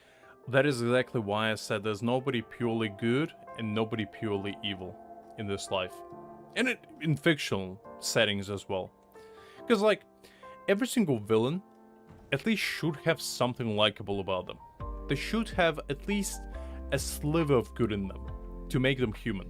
You know? If they only do evil, it just makes them feel less realistic. Because in real life, even the worst people in the world, they probably have something good about them. Probably. There's nobody who is just like a spawn of Satan himself, you know? At least that's what I'd like to believe in. I don't know. As I said, it really depends on your own judgment, because some people can just label you as the greatest person in the world, even if you didn't do much, you know? They can just feel like you're really good, you know? Just because they like you. Or somebody can just label you as the worst possible human being imaginable, just because they dislike you. And you could have never done anything bad. You could have just been like disengaged with something. Like, for example, you could have disagreed with what they're saying. Like, for example, somebody says, I don't know, Naruto is the best anime, and you're like, I don't really think so. And after that, you know, they hate your guts. Just because they don't treat you on the same level as them at that point. They treat you as you below them because you don't like this thing that they like. There's some people like that, though. And what can you do about that? You don't like it, so you can change your own mind just so other people will like you. And if you do that, that's wrong. Because you should like what you like. And if somebody doesn't like that, then, you know, they're probably not the type of person you should be around. And just how it is. Life is all about that. Moral choices like that, guys. A real therapist now with Lux right here. I'm submitting my report How to the did you Alliance. get this far? And I've already got in a this plan in topic? mind. I don't know. All of you will feature in the report. I just went off. But for the sake of better Jing Yuan, question is how the anything hell did I related to fall asleep? C&Jo internal affairs I will don't know, have Greg. names redacted. I feel like, you know. I hope you can I forgive mean, me. soothing voice. It's my late, so yeah. Greg, there's nothing quite like, you It- know, it Lux makes sense. rambling about life, you know, to put you to sleep. It's alright, don't worry about it. Exactly. That's alright. I mean, I was thinking of doing a video as Jean-Li ASMR, just for fun, because I thought Yeah. that would be a pretty cool idea. And I was thinking of writing like the full script and everything, like Jean-Li talking about his olden days, like telling you stories of his war conquest and whatnot, and you just falling asleep to that. I felt like that would be a really cool idea. I might still It make would it. be, yes. I might still make it, just for fun. I mean, 'Cause- hey, it just worked. I mean, I don't know. I just saw, because I don't hate ASMR, but I never really listened to it. But I feel like, you know, if it's a cool concept, it's kind of interesting. Because I used to watch this guy who used to talk about, I think the guy was like French Whispers or something. He used to talk about mythology. And he used to tell like stories of like Greek gods and, you know, ancient warfare and stuff like that. And I was like, that's kind of cool. And I used to listen to that and I was like, pretty nice. I'm learning stuff. I was about to make the same request, Master Diviner. Since the Arbor's resurrection, I'm sure the Well, Alliance will anyway, be going I think over I'll be heading to every bed detail now. of the report. Absolutely no worries, Greg. Absolutely I no fear worries. Take care. that The Astral Express Yeah, gets you too. dragged into matters, Take care, big man. leaving I'll for having me, and absolutely yeah. no worries. I'll catch you later. Have a nice rest, and we'll catch up next time. Alright, see ya. See ya. Alright, and there he goes. The big man himself. Alright, guys, it's just you and me. Now, it's gonna be, you know, good old Lux telling you his own ramblings. Now, there's nobody here to stop me. So now I can go as wild as I can possibly go. And nobody can say anything. Jing Yuan has committed quite a few violations this time around, and I'll have to deal with them one by one. I do hear that, Greg. I did hear that. Cloud Knight generals are all such a hassle. But yeah, have a good rest, Greg. I'll catch you hopefully tomorrow. And yeah, I hope I made you a little bit better. I hope my, you know, life lessons enlightened you, you know, brought you your third eye opened completely, you know. You see into the future now. And if you get reincarnated into another world, you know exactly what to do. I told you my plan. You know, you go in, you take out your biggest threats, and then just, you know, just take out the small ones one by one until nobody's left, and you standing at the top on the pile of corpses, looking at the sunrise, being like, yes, I achieved my goal. And, you know, just rest in peace at that point. Go into the mountains, meditate for 1,000 years, and just become enlightened that way. Before you leave, please make time to recuperate. If there's anywhere you'd like to visit, feel free to take a look. I'm pretty sure I must attend to some Cloud Knight matters. Farewell for now. I'm pretty sure Fushan's point is like, I've been here for an hour. Can we hurry this up? No, Fushan, we cannot. Oh, if you pass through Starskiff Haven, I have something that I hope you can give to Yuko. I mean, that is true, Liz. Even the mighty heavens himself cannot stop me from going off like that. That's what I mean. That's what ADHD does to you, you know? You just get into a topic and you cannot stop yourself. I need like a physical sort of like... I was thinking of getting one of those, you know, shocking things. You know, like shocking wristband or something. Because I wanted to train myself to not like fidget with things at one point, because I go annoyed So I looked up, and there's like this wristband that you can just put on your wrist, and you get like a control remote and something, and you can just give it to somebody. And as soon as you start fidget, I thought about giving it to one of my friends, and it just like zapped me immediately. I'm like, Jesus Christ. I tried it on once. I actually got it. I tried it on once, and it almost singed my hairs on my arm, and I was like, I don't think that's a good idea. So I took it off. But I was like, I think this is used to train animals. I don't think it's used for humans. And lo and behold, I read reviews, and I was like, people were saying, please do not use this on human body. Very dangerous. And I was like, excuse me, what? Description said made for human consumption. What do you mean no use on humans? And there was like a picture of one guy who tried to put it on his neck, and he got like a permanent scar, like burn scar from it. And I was like, Jesus Christ, I'm definitely throwing this away. So yeah, I just threw it away. I was like, well, good thing I only singed my hairs, I guess.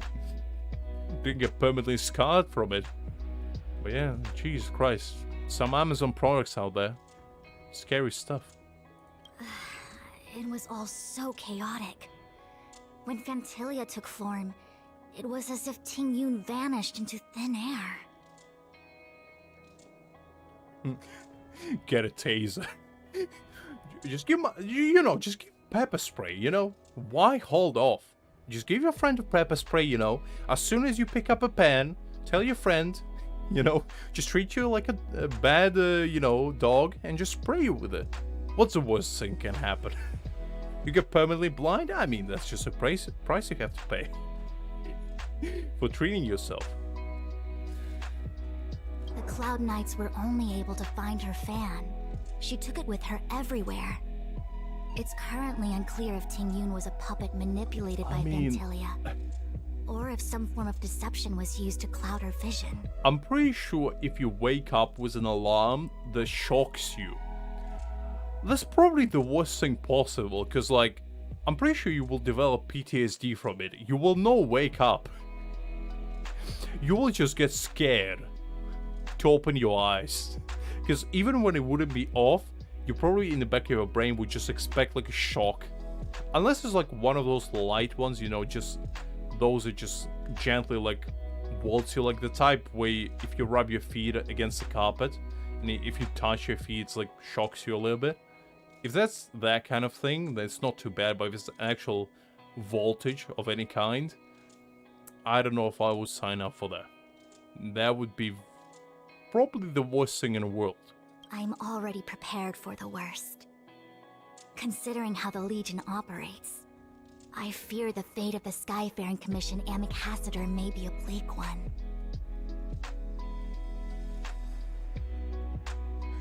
Okay, Gucci, I'm pretty certain... Well, the thing is, I didn't give it to my friend. I thought about it, because, like, we used to sit right next to each other in school, right? And I would always fidget with, like, pens and whatever, notebooks. And I was like, should I give it to him? Because he was a good friend. He wouldn't, like, abuse it or anything. But I was like, let me check how it feels first. So I slapped it on my wrist, I turned it all the way down. I didn't go, like, you could have set it to, like, the ultimate mode, which was, like, probably was electrocute you immediately. I imagine. I don't know. I wasn't brave enough to try it, but I tried it on the lowest mode, and I swear to God, it felt like I pretty much just stuck my finger into the electric socket. That's how it felt. And I was like, no. I'm not sure if it was some sort of, sexual thing that people used. I don't know. But I was horrified. Because I thought it was advertised as basically like ADHD remover. Because it basically showed like a guy just putting it on his hand with a remote control, handing it to somebody, and just lightly zapped them. And the guy looked like, he was in a little bit of shock, He didn't look like he was about to die. Which I'm pretty sure if that put it there, I wouldn't buy it. But I should have read reviews. I learned my lesson. But I'm just saying, you know, I wasn't like... I was 16 at the time, okay? I was pretty dumb. But I thought it would have helped me. Because at a point, it was pretty bad. It got better with age, but like at that point, it was really bad. So I needed something. Luckily, I found some medication at the time. That was like herbal stuff. They actually helped me. But like now, I don't really have that issue too much. I still get like normal ADHD stuff, but I don't fiddle. At least not as much as I used to. But yeah, basically Lux almost electrocuted himself at the age of 16, you know? And I'm pretty sure if I gave it to somebody and they would set it to like, you know, ultimate mode, it would just fry me alive. And I wouldn't be the wiser. As for how matters are handled with regards to Jing Yuan, I believe it's best left to her Foxy and Ken. I have informed the Skyfaring Commission of the events which took place. And I think it would be best if you were the one to deliver this item to Yukong. To be fair, Keiguchi, the thing is, when I was a kid, so I'll tell you this story, guys. That will show you just to the point how deep of a sleeper I am. So, when I was 9 years old, we used to live in like a pretty remote house. And it was like a house next to a pretty big like apartment building, right? And one time, our house got struck by lightning, right? And since the roof was relatively, you know, it had quite a bit of wood in there, it caught on fire. At the time, I was sleeping, dead asleep. My parents went outside, saw the roof on fire, and they were like, oh, crap. I guess we gotta call fire department. So the fire department come, like the ambulance come, the police come, because, you know, just what happens at that time. Start asking questions, my parents and everything, and they were like, is anyone inside the building? And they're like, oh yes, our son is in there. And they're like, why? Oh, he's asleep. He's a very deep sleeper. He usually doesn't wake up at all. So I remember waking up to like a concerned doctor just shaking me awake, being like, son, are you okay? Do you have troubles breathing? Is everything all right? I was like, who are you? I woke up literally like, are we getting robbed? Because I legitimately thought it was like a stranger just trying to rob us or something. So, because he was like wearing a mask and everything. And I was like, you know, in my juvenile brain, I was like, mask equals bad. Bad people wear masks.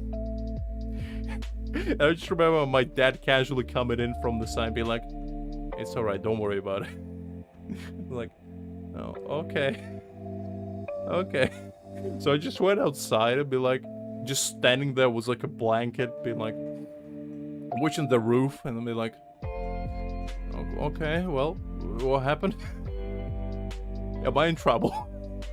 That was like in my mind, because I was like, why would they wake me up if I wasn't in trouble? Did I do something? Did I cause a mighty Zeus anger and he struck me down for, you know, not finishing my broccoli, the last meal I had or something? But, and that was the first time. The second time, our shed got on fire. So we had like a shed, and we don't know how it happened. We assume some kids did it, you know, throw flares or whatever, and they caught on fire. But basically, another time, we had like a shed full of, you know, tools for gardening and whatnot.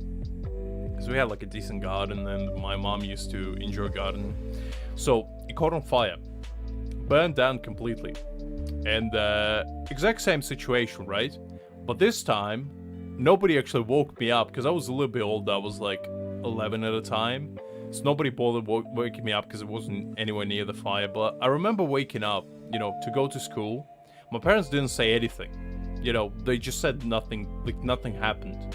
There was no sign of any, you know, fire department, nothing. It was literally me and just them. And my dad was just casually, you know, sipping on his coffee, you know, on his phone, reading the news or whatever. My mom was in the kitchen, and I was like, okay, everything's fine. So, brush my teeth, you know, go ready, put on my clothes, and just went outside, and I saw, instead of a shed, because it was like right next to the gates I usually would go through, so it was like right on the left side of me, and I would just look at the left, and I was like, something's awry. This is not right. There used to be a shed there. Now it's just a pile of burned wood. What's going on? And I remember just going to school being like, okay, well, I guess that happened. Just coming back home and asking, Mother, is everything okay? What happened to the shed? Did you and Dad had an argument and decided, you know, to throw a rage fit or something? Which my parents never argued, but that's beside the point. I was just making a joke.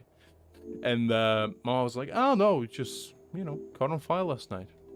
Burned down. I was like, okay, well, are we gonna do anything about it? Like, oh yeah, it's insured, don't worry about it. Like, okay, well, do we know who burned it? I'm like, no, really. Okay, well, fascinating. Fascinating. And, you know, it pretty much just shows how much of a deep sleep I am. I'm pretty certain if if there was like a bomb dropped outside my window, I probably would still be asleep. I wouldn't even wake up remotely to hear anything. So if I'm asleep, I'm pretty much the easiest target for assassins. Because, like, ain't nothing gonna wake me up. If somebody wanted to get rid of me in, you know, fictional novel, I assume I'm getting the same, you know, personality and everything. I'm pretty much dead meat. I would need to sleep in like a bunker, you know, where nothing can get in. Especially if I'm a villain. Because like all the hero would need to do is just go to my bed chambers at like night and just hack me. And I'd be gone. Wouldn't be able to do a thing. So I need to, you know, build a sleeping bunker and just barricade myself from the inside. Get, you know, my 8 hours in and just be like, okay, it's time to go out. I understand. Leave it with us.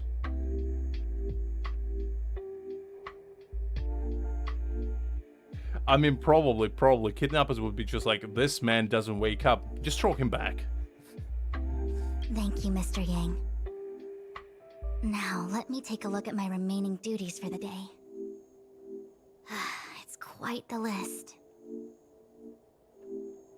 I mean, I'm just telling you guys, this is a real story. It really happened to me, and like, I don't know the details of either cases, because I didn't witness either. At the first one, I was already at the end when I woke up. Like, the fire was almost gone. There was just a little bit left. It was mostly smoke. And the second one, I didn't know it was happening. So, yeah. I'm a little bit better now. A little bit better. I'm a little bit keener when it comes to sleep. But, like, unless you shake me up from my bed, I probably won't wake up. So, you know, if you ever need me awake, just, you know, just grab me by my shoulders and shake me with all your might.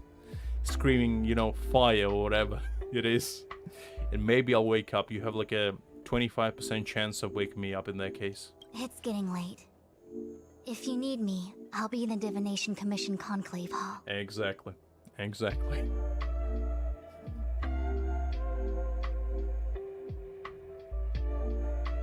I mean, I wish my AGG act as an alarm clock. Are you kidding me? That would be the best thing ever. I literally have to put, like, the way I sleep, right? So, my bed is, like, right next to the window, right? So, what I usually do is I put my phone on the windowsill, right? So, because it vibrates, like, crazily, it echoes from the window and bounces back. It's a little trick I found. If you want to use it, you can as well. So, the sound bounces back from the window and echoes throughout my room. So my alarm, I can actually hear it much clearer that way. and I blast it on a full volume, so I wake up to like the sound of, you know, the alarm clock just being like, what's going on? Is that robbers? Do I need to get my my katana out? I don't have one, but you know, just imaginary one. I wish I had one. You know, grab my pillow or something, you know, go to war, be prepared at any given point. But yeah, basically, that's the only way I found I can wake up reasonably. Usually, I have a pretty good natural alarm clock, so if I go to bed at the exact same time and I wake up at the exact same time for extended period of time, usually I don't need alarm. It's only happening if I go to bed late, which happens more often than it probably should. But majority of the time, I go to bed at like 11, 12, sometimes 1, depending on how tired I am. But basically I wake up at 7 most of the time, sometimes 8. Just really depends on how tired I am. But it's very rare for me to sleep in because of that. And I'm actually glad because of that. But if something were to happen during the night, fire, emergency, you know, anything, you're not getting me. I'm not available until 7 a.m., you know. It doesn't matter how drastic it is. There could be literally, you know, a goddamn kaiju appearing outside my window. It can wait until morning. I do not care that there's Godzilla rampaging through, you know, the mist of Brighton. Do not care. I need my beauty sleep. And as soon as I wake up, you know, I'll get my weapon ready. I'll get like a knife or something and go to town on that Godzilla, you know. But until then, I'm unavailable. That's why I'm saying I would be the worst hero and the worst villain possible, because nobody would get me at nighttime. Demon King could literally be outside my window being like, dog, let's fight. And I'd be like, excuse me? What time is it? It's 12 o'clock. It's time for my bedtime. Come back tomorrow. Meanwhile, Demon King just, you know, slashing the city in half, and I'm just like, putting on my sleep mask being like, alright, time for bed. You know? Oh,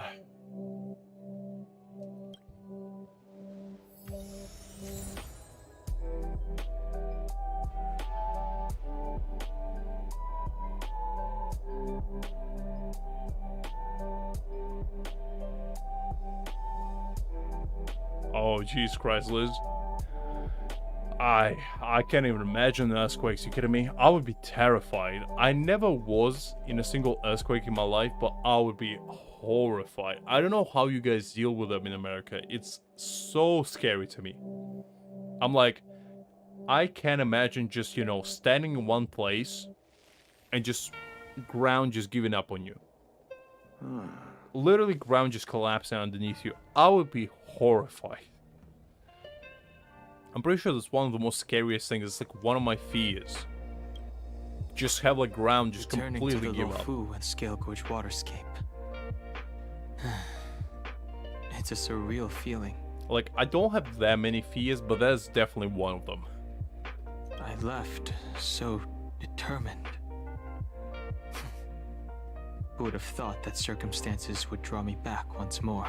Well, you see, Kiguchi, she was a talker, you know? She spent an entire hour talking to me. What could I do? She clearly couldn't shut up. Wouldn't know anything about that, though. Wouldn't know. Couldn't be me. There are only a handful of individuals who know my identity now. I do not wish to guess what could occur if word gets out. I mean, I'm pretty sure the fan club of Danheim the Dragon is gonna assemble any moment now. And I'm gonna be in the forefront right there. In the front lines, you know, fighting the good fight. But at least for now, I'm safe. I can just imagine, you know, some southern warriors just being like, as soon as the earthquake hits, honey, get my shotgun, the ground agitates me. You know, just start firing at it. You know, knowing those people, it probably would work. They probably just, you know, gun it down so hard that the ground's being like, all right, Jesus Christ. I understand. Okay, I'll back off. Tectonic plates stop shifting immediately. That's the only time the man defeats nature. I want to meet the current High Elder of the Vidyadhara. It seems I won't be able to cast off Danfang's negative karma. So, I'd like to learn more about his past. I want to find out what I can do to make up for his sins.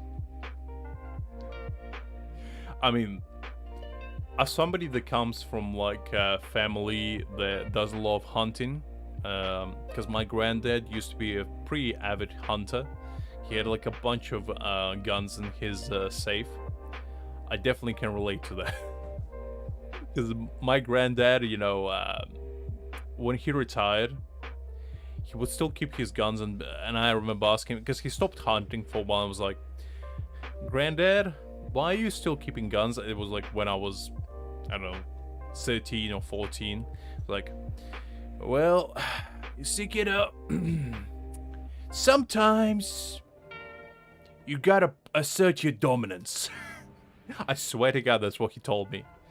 And, you know, if somebody decides to intrude on your granddad's property, it's safe to say they're not gonna leave in one piece, you know? I'll make sure of it. I was like, Granddad, come on. The sweetest man ever, by the way. My granddad, absolute sweetheart, never hurt anyone. But my granddad, how could you say that? If you're planning on an extended stay on the Luofu, I'm afraid I won't be able to join you. I mean, that sounds reasonable. I couldn't think of a better present to an 8-year-old than, you know, a nice revolver or something, or, you know, a nice shotgun. Just, you know, just to practice. Actually, when I was a kid, my dad, he used to work a little bit as a military officer, right? So when I was like 6, 7, 8, he used to be a pretty high-ranking Navy officer. So he used to carry, you know, a gun, because that's what military people do. And sometimes we would go outside the city, and he would like set up the targets, like some cans or whatnot, some bottles, and he would just teach me how to shoot gun. Why? I don't know, but it was actually super fun. Because, like, you know, as a kid, when you see a gun, there's nothing more cool than that, you know? You look at the gun and like, damn. Because, you know, you watch Terminator, you watch, like, Rambo, and you'd be like, guns are cool. Because you don't understand that they're actually deadly. And they actually, you know, actually kill people. And they probably shouldn't be treated lightly as a toy. But I was like... So my dad would hand me, like, a small pistol, nothing, you know, too massive or serious, but I would, like, practice target shooting, and he would sometimes take me, like, hunting with my granddad and a few of his friends. It was pretty fun. It was pretty fun, you know. I never caught anything, because I didn't want to kill anything. One time, I came face to face with a deer, and he just looked at me like a Bambi from Disney, and I was like, I can't shoot that. I don't want to. So my biggest trophy, and I'm still proud of it, god damn it, was a glass bottle I shot from like 300 meters away. I was like, yes, yes. That was awesome. I went to a lot of fishing though. With fishing I didn't have the same issue, because, you know, fish are not that cute. I don't have issues with catching fish. But yeah, I never killed anything. At least as far as I know. I could have recalled, you know, ricocheted something from the back. Knowing my luck, I probably, you know, the exact same deer, I probably, you know, shot my target practice and it saw me from some sort of woods and just ricocheted from the back and just hit it in like a leg or something. I wouldn't be surprised. But yeah, that's pretty much my experience with guns.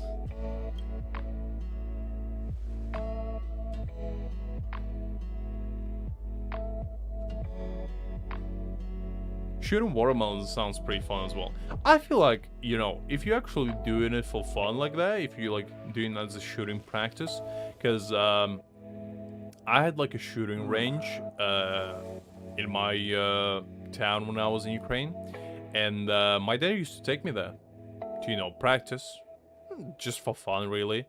It wasn't like real bullets, but you know, it was still pretty fun.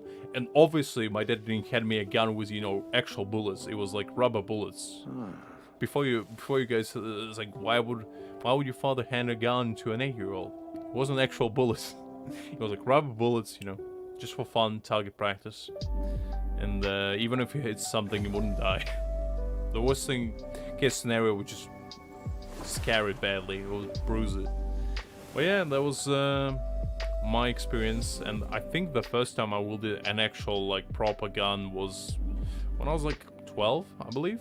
I went to like a hunting trip for some elk, and I think my granddad caught 3 of them, my dad caught 2, and I caught none. And I was like, well, I guess I'm not cut out for this. Never had it in me, I guess. I prefer swords, you know. Give me a sword and I go to battle. I would challenge the deer to a duel of honor, you know. I would give it a sword as well, and we would duel it out. You know, the winner takes all type situation. We'll put our honors on the line, and you know, we duel like a good gentleman that we are. Oh, well, we had a lot of stumbles along the way, but we still managed to kick butt and save the Law Fu without breaking a sweat. Feels kinda surreal. I mean, yes, that is true. Because the thing is, I get all of my, like, shooting and, you know, killing things urges in video games, which I feel like is a healthy way of doing it. Because the thing is, I don't know if I would be able to kill a living being like that. Even for food, because, you know, obviously if you go hunting, you're going with a purpose, but like, I would just have this mentality of like, unless I need to, I'd rather not. Because I don't have the same thing about fishing, because with fishing, I don't really feel that way. Because like, I just don't see fish on the same level. Even though they are intelligent, you know, creatures, it's just like, I don't know, fish is tasty. I like fish. You don't sound very happy.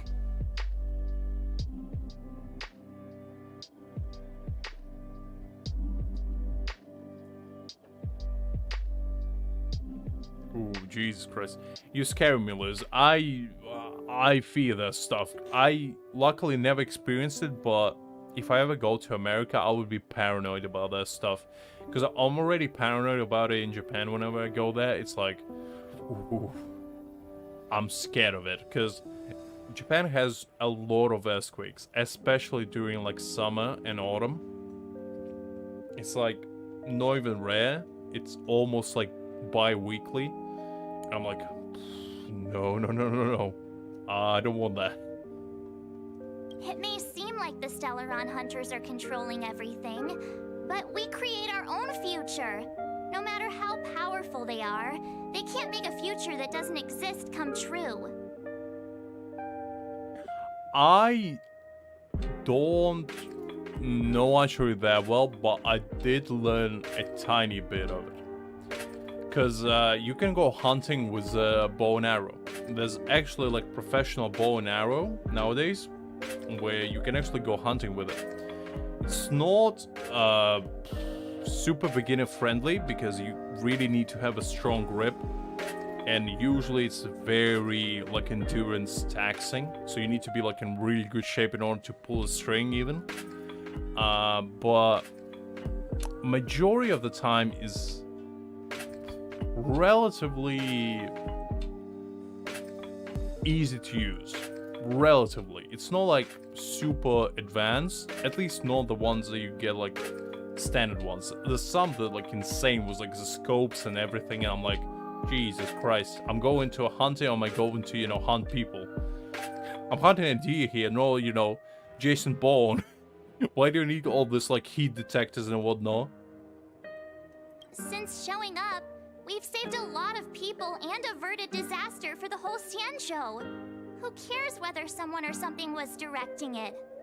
Be happy. Listening to Kaguchi, I'm glad that Paimon doesn't exist in this universe. I always saw March as like a little bit more talkative Amber, which I don't know how that's possible, but it is. And I always saw Pom Pom as a chat version of, you know, of Paimon. Like Pom Pom is like an upgraded version, and not just by one. It's like Pom Pom is like level 99 mafia boss, and Paimon is like not even a crook. She's pretty much like the lowest possible associate. Not even in the same, you know, building as Pom Pom. Out of this, not even the same galaxy. That's how bad it is. Actually, I was wondering if Diviner Fu could do me a favor. I mean, that is the case. You tell me you don't think Pom Pom is a chat version of Paimon. Pom Pom is an absolute legend. That man is a goddamn sweetheart. I don't hate him at all. I feel like it's so hard to hate on that little guy. I feel like even if you don't like mascots, Pom Pom is an absolute treasure. And I feel like everybody has the same thought. The Matrix of Prescience has amazing powers and can iterate and reiterate Kafka's past. So it got me thinking, if I turned the Matrix on me, could it calculate my past? September months. They can't be realistic. Yup. When you're free, let's head over to the Divination Commission together and ask them for a favor.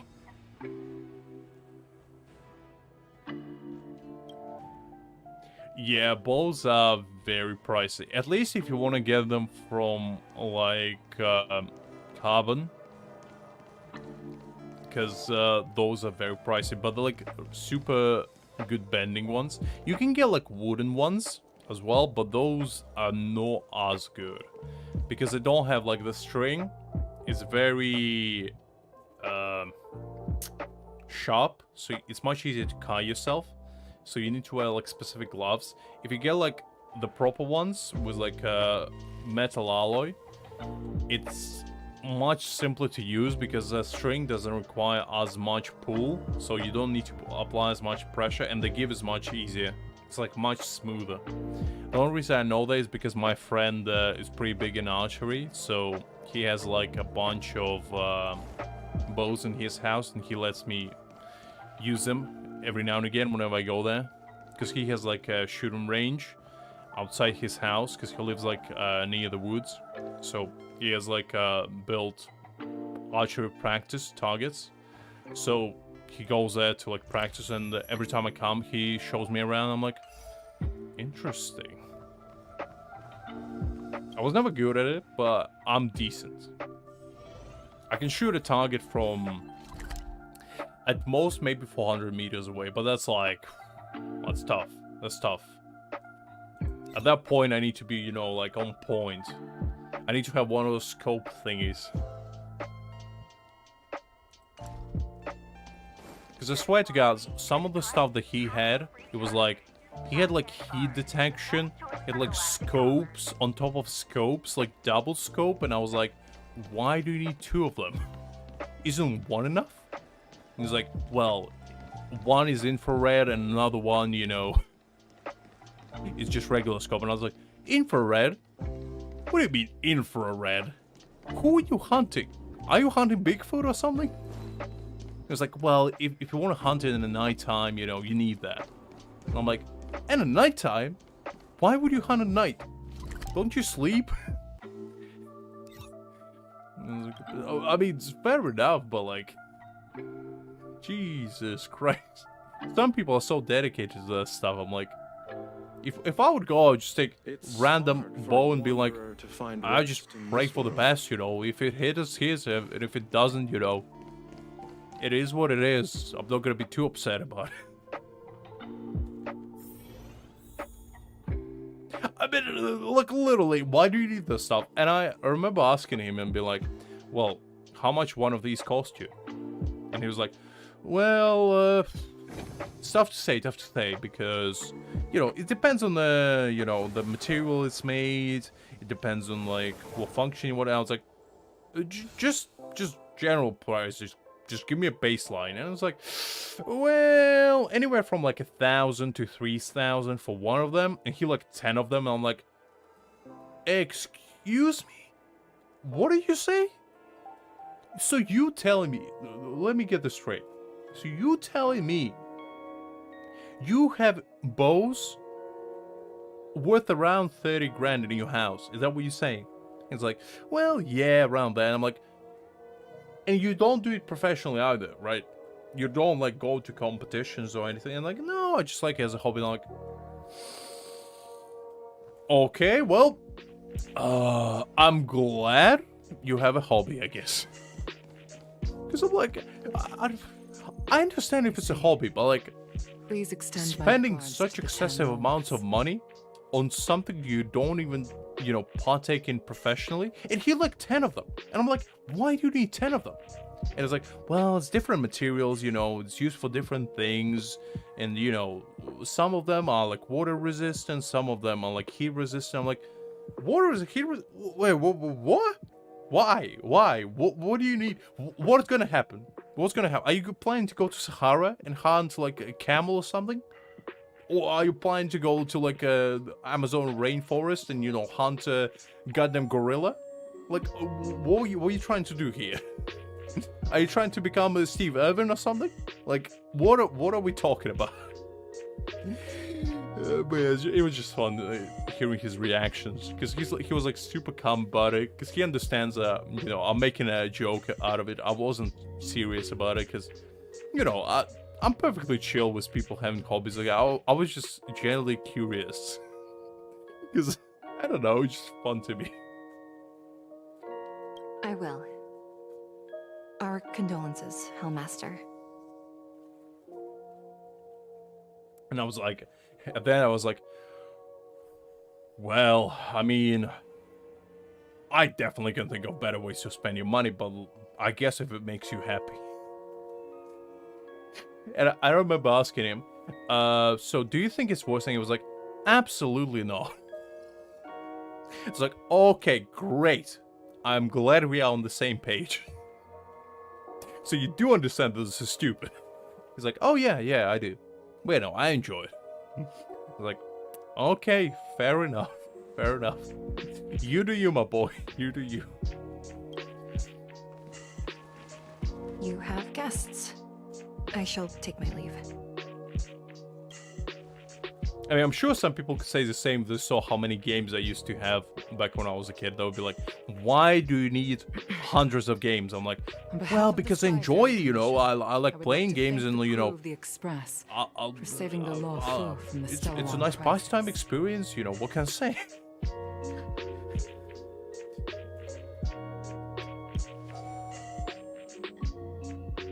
Madame Yukong must have heard about Miss Jing Yuan.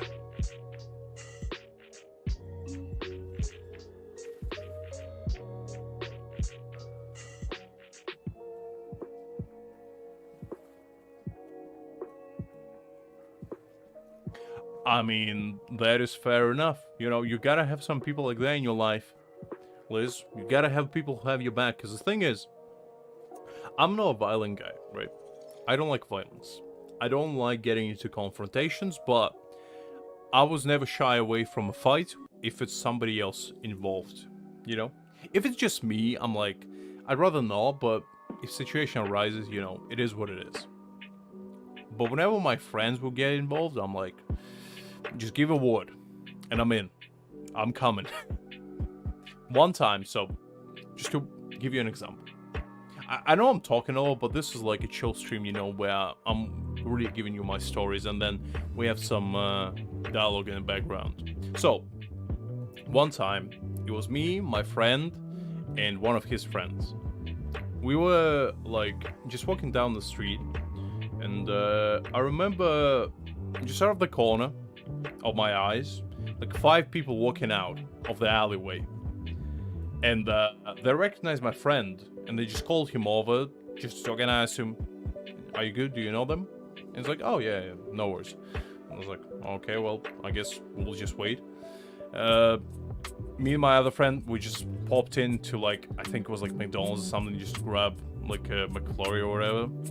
It was one of those, apparently ice cream machine was working. I was like, Jesus Christ, I need to catch that moment. It was at a time when I used to be fine with fast food, not anymore. So, you know, I grab my McFlurry, I go outside, I'm like, and I see my friend just, you know, getting kind of tossed around. Not really, you know, hurt or anything, but they're like, kind of getting a little bit pushy. And I'm like, a bit weird. So I walk up to them and I'm like, "Is everything alright? Something going on?" And the guy was like, and who the hell are you? You know, to put it nicely, he was a bit cruder than that. And I was like, "I'm his friend? Is that a problem?" And I'm not gonna go into details what transpired after that, but let me just paint the picture. So we exchanged a conversation, you know, a bit of a heated one, nothing too bad. I just talk, and I'm like, I turned to my friend, I'm like, "Should we deal with this? Do you want to go further?" And my friend's like, I guess we have to, because just to give you a short story why that transpired. Basically, my friend started dating somebody the guy in that group liked, the leader of that group liked. So they go into confrontation regarding that. I wasn't gonna get involved because I'm like, none of my business, you know? If my friend gets into confrontation, I'll back him up, but like, I'm not the one to judge, you know? It is what it is. They were single, my friend was single, they decided to, you know, hook up. Nothing wrong with that. So I was like, just standing there being like, okay, well, I guess I'll back you up if you need me to. So it transpired, and then one of the guys in that group tried to, you know, sucker punch my friend in the back. And I saw that, and I was like, I caught his hand, I was like, what do you think you're doing? So I did what anybody would do in that situation, which is I punch him in the face, you know, normal stuff. I wasn't like trying to start a fight or anything, but if you could, as you can guess, that probably is something other people react to as, oh, they starting a fight first, right? So we go into 3 against 5 confrontation. I took out that guy, he was down, he was out cold. The other 2 guys jumped on my other friend, and basically me and the friend who, you know, go into the argument first, it was us against those 2 guys. Now, keep in mind, my other friend was a black belt Muay Thai champion. He was like a regional champion, so he didn't have issues with, you know, going against other people. I was, at the time, black belt in judo. 0 issue as well. My other friend wasn't a fighter.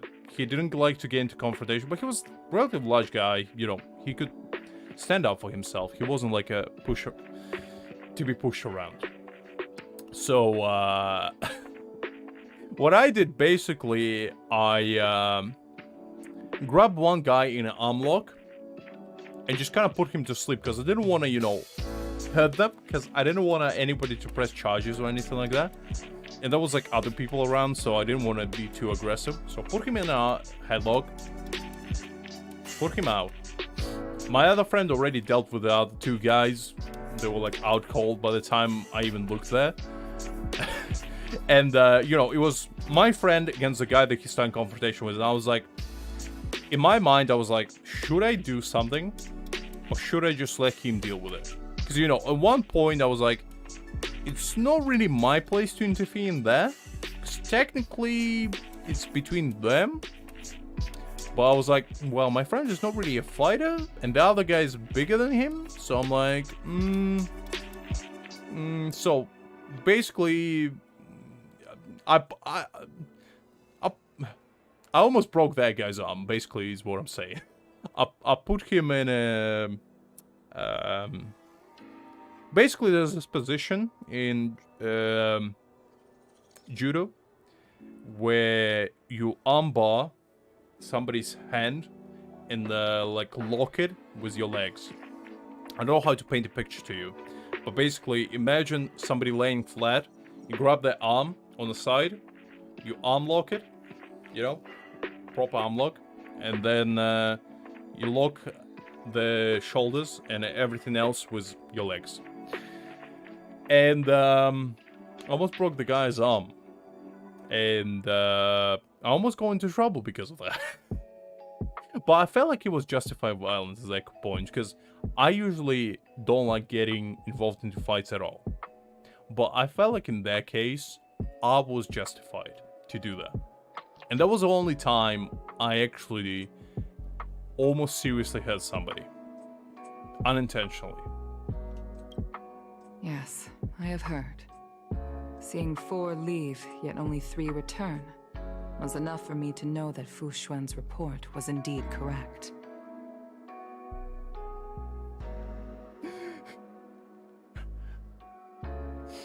I mean, Liz, come on. The thing is, you know, I told you about myself plenty of times. I'm not a violent person. I don't like hurting people. I'm capable of doing so, but I don't like it, because I feel like the stronger you are, the more responsibility you have to not hurt other people with obtained strength, you know? Some anime stuff like that. Code of honor and all that good stuff. But also because if you hurt somebody really badly, it could cause issues down the line, because somebody can sue you, you know, you can potentially disable someone unintentionally, because like, let's say if I didn't stop at a point where I stopped, which was like when the guy started, you know, shouting, just saying, oh, my arm is about to break, I was like, I immediately let go, because I was like, well, I don't want to break the guy's arm, for goodness sake. But the guy was fine afterwards. It was nothing serious. He basically was dislocated his shoulder a tiny bit, but they put it back together, it was fine. But basically, I feel like if you are in a situation where you need to use violence to, you know, protect somebody, or, you know, protect yourself, even, I think that's justified. But if you're actively seeking conflict because you are strong, that's wrong. And I don't like that. I never did. So, I'm just saying. As a retired fighter, you know, as a warrior, I've seen a ton of bloodshed throughout my days, you know, been to countless battles in the middle school playground. Whew. Those warrior days. I shudder from thinking of them. But yeah, basically, that was a story. There's a moral in there somewhere. But I thought I'd share.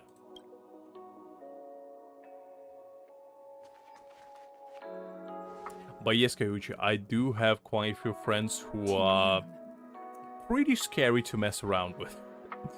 The thing is, when the school that I went to, it was, as I said, sports school. So I have a lot of friends who were involved in some sort of sports. Either like football, basketball, some sort of martial arts. You know, one of them just happened to be archery. But yeah, majority of friends that I have, they involved in some sort of sport at some point, at least when we were younger. Not as many nowadays, because no majority of them are pursuing it, you know, professionally. But nowadays, I don't practice judo as much because I already got the black belt, so I don't need to.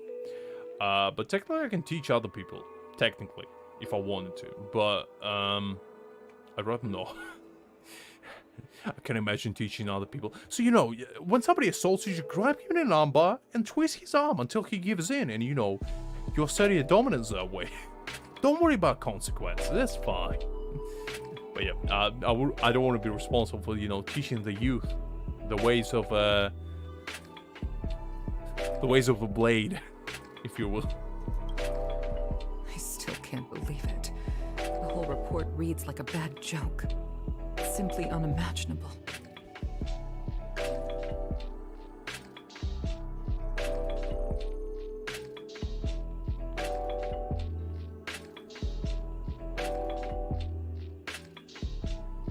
Oh, jeez.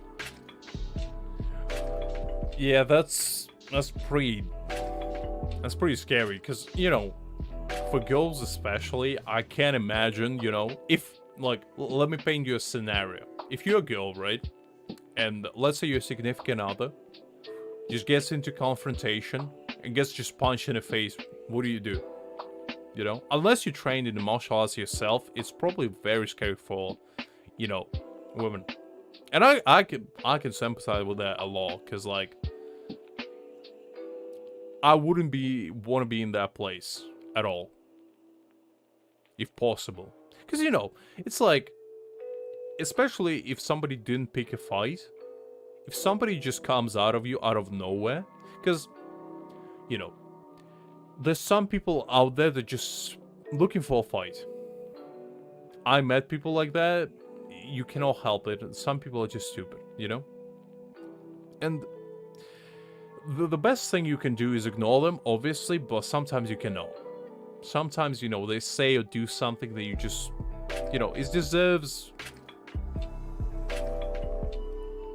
a physical confrontation. It just does. It's not a good thing, but, you know, those people exist, and unfortunately there's no help in it. The best thing to do, as I said, is to learn how to protect yourself. Because if you can protect yourself, then you can potentially protect other people if you need to. That's why whenever somebody asks me, like, what do I think about martial arts in general, I'm like, it's a good thing to know, but it doesn't mean that you need to use them if you know them, you know? Because majority of people think of martial arts as something that you learn to hurt other people. They don't think of it necessarily for self-defense, because, you know, they look at MMA, they look at, like, mixed martial arts, boxing, you know, tournaments, and, like, yeah, that's what people learn it for, right? To compete, earn money, but no, you just learn for, you know, to better yourself, and it's also good for fitness. Because when I was doing judo, I was fit as a fiddle. I was absolutely toned, because every single day I would go to training 5 times a week after school from like 5 o'clock till 9 o'clock, so for 4 hours. And every single day I would start with an hour of intense running. Afterwards we would do sparring for another hour. Another hour we would do weight training, because we had like a gym type situation area where we would go for gym. And the last hour we would just do some like new moves learning, or like basically it was like a free time where you decide what you want to do yourself. And every single day after like 3.5 hours or so, I would go for half an hour in the sauna, which we used to have, and just distress that way. That was awesome. I like that. But yeah, basically 4 hours of workout every single day. It's insane, but it made me, you know, feel like I'm superhuman almost. I'm glad I'm not doing it anymore though. It's rough. And Jing Yuan, a Lord Ravager? I mean, I swear, if I did it for longer, if I did it until now, I probably would become Saitama at this point. You know, I would not just become One Punch Man. I would become One Look Man, you know? As soon as I look at somebody, they just disintegrate into thin air. I would just obtain Thanos abilities just by the power of mind. How could someone who spent over 30 years working alongside me at the Skyfaring Commission turn out to be nothing more than a monster in disguise? What happened to the real Jing Yuan?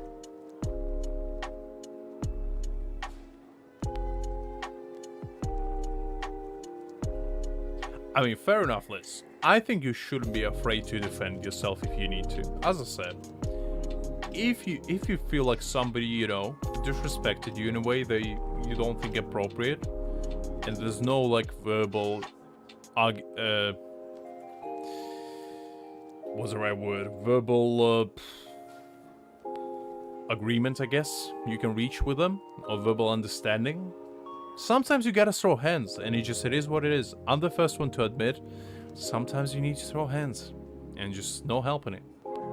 Unless you're Saitama, you know, and you have the power of mind. Because in that case, just look at them menacingly. Just exude bloodlust, Liz, you know? All those anime taught you about bloodlust. Just, you know, just look at them very menacingly. And, you know, send killing intent towards them.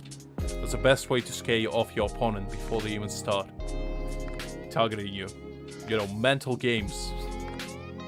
Pretend you Lelouch yourself. Or Light. You just outpower them with the power of mind. Think 29 steps ahead of them. Basically, plan out the entire move before they even approach you. That's the best way of dealing with that. I'm sorry. I understand. It's just hard for me to accept.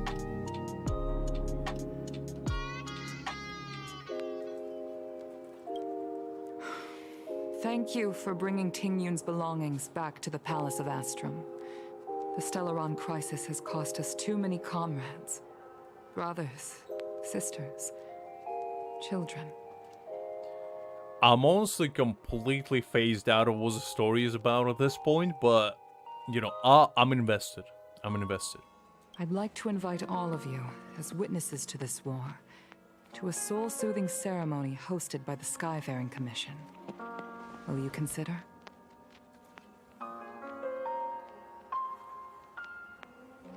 Well, to be fair, for women especially, judo is really good. Because judo is very, like, contact-based sport. So, it's much easier for women to defend themselves, like, actual advice. So, basically, if you go, like, into confrontation for women, much easier to grab somebody than for a guy. Because, you know, there's an element of surprise, because usually, if, you know, worst situation, case scenario, somebody grabs you, for women it's much easier to, you know, execute something, because if it's a guy, nobody would just grab you, you know, because usually with a guy there's a sense of threat. Majority of the time, if somebody, you know, comes to a woman, they don't expect them to, you know, be able to defend themselves. As stupid as that sounds, that's actually the case for majority of, you know, stupid people who do stuff like that. And it's much easier to defend yourself that way. Because, you know, majority of moves in judo is throws and, like, armbars, leg locks, chokes, you know, stuff like that. It's much easier to defend. And, you know, worst case scenario, always go for one of the three: eyes, throat, or balls. Always works.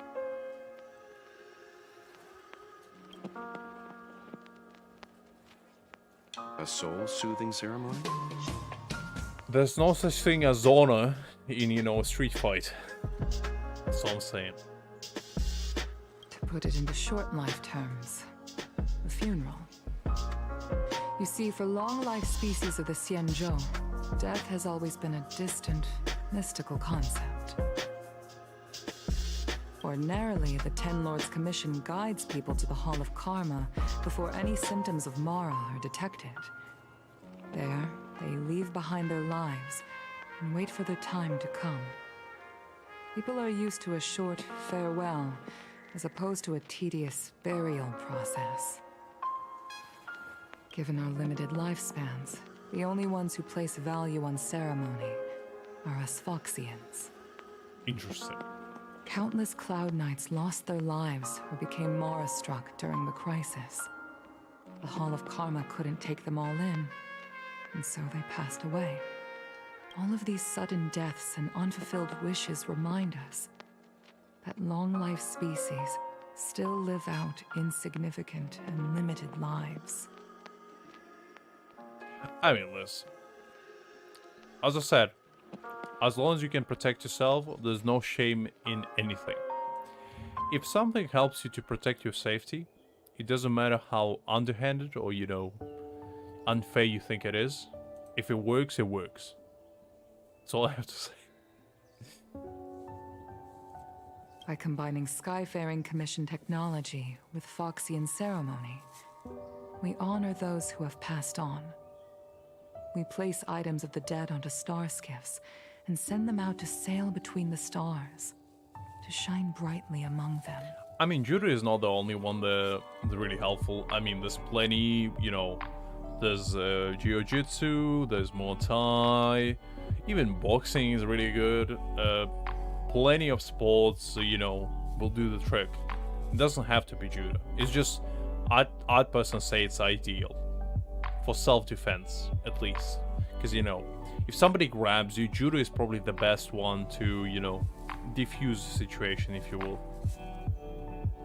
It's not just to comfort the dead, those souls who can never talk with us again, but also to comfort their surviving relatives, close friends, and indeed all residents of the Xianzhou. It's also my way of saying farewell to Ting Yun. I know, I'm selfish. She may not have died a Cloud Knight, but she's still one of us here at the Skyfaring Commission. A victim caught up in a wider conflict. I'm glad that somebody finally brought up Ting Yun, because I thought I just forgot she even existed. She's like, oh yeah. Anyway.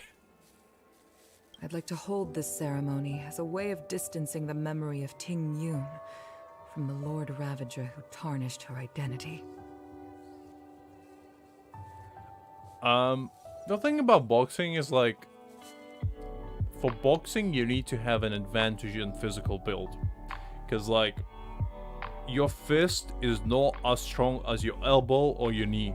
So, unless you do kickboxing or Muay Thai, I wouldn't say boxing is really good for self-defense, personally. Because you're only utilizing your fists, you know, it's not very good. It's good as a sport, and obviously it's better to know it than know anything, but as I said, for self-defense, if I had to pick like 3, the best ones, I'd probably say jiu-jitsu, judo, and probably wrestling, actually. Wrestling is really good for self-defense.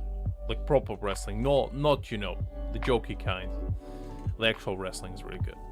I can still hardly believe it. I'll use my own methods to locate Ting Yun's whereabouts, but at present, I mean, Yukong, I hate to break it to you, but Ting Yun is gone. She disintegrated, okay? I'm pretty sure you cannot find it unless we're talking, you know, spiritual connection. In which case, oof, you gotta need a better thing than, you know, just GPS location. You gotta need a goddamn help of a witch king or something. Like a witch doctor, you know, to summon the dead spirit. this is the least I can do for her. I'd like to ask you all to witness this event with me. I mean, I guess how can I I've help? instructed Yan Ming to sort through Ting Yun's belongings. I hope you can pick some out to place around the star skiff. I don't know, Yukon, if I want to go through somebody else's belonging, especially if they're deceased. This seems like a very bad idea to me. Leave this to us. We'll take care of it as per your wishes, Madam Yukong. I'm pretty sure the last thing you want to do is just ask a stranger to pick a belongings of somebody you know closely. It's like, hey, you. It's like going to a funeral and be like, asking a pastor, being like, excuse me, can you go to their house and, like, just figure out what they have and just tell us kindly. I'm like, okay, well, I guess. Once again, my thanks to all of you. I've asked the judges of the Ten Lords Commission to ratify this soul-soothing ceremony, and have commissioned a special skiff at Stargazer Navalia for the ceremony. If you need anything, that's where I'll be. It's 12:30 right now, so I'll probably be rounding up at some point soon. Because, yes, I do need to go to bed at some point.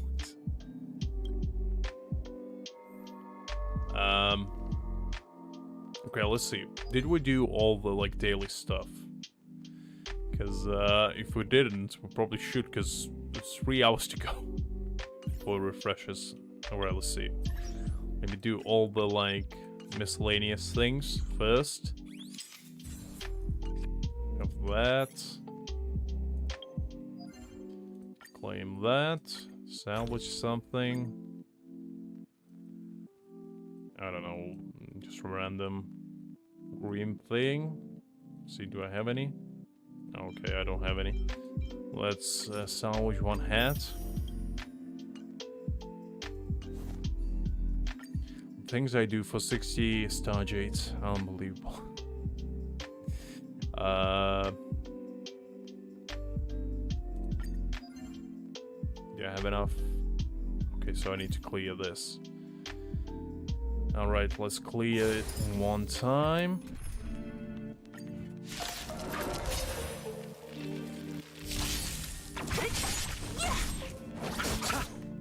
Ah, yeah, no worries, there's no worries.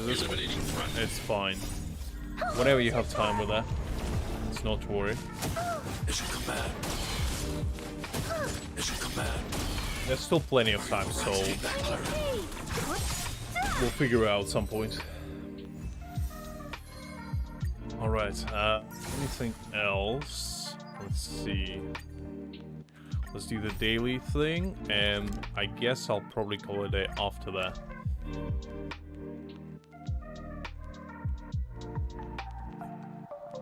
I mean, I didn't have the chance to practice, but I'll try to at some point this week. In this world. I mean, I know the lyrics kinda. 'Cause, you know, I listened to it quite a bit back in April. After playing the Kakoli fight, I mean, I was hooked to it for like a week straight. And there it goes. I'm pretty sure I listened to it more than I'd like to admit, but it's gonna be interesting. Alright, where are we going? Oh, it's one of those quizzes. Let's see if my brain works at nighttime, if I can figure this out. Unless it's a repeat one. In which case I'll probably figure out immediately. Alright, what do we have? Test me.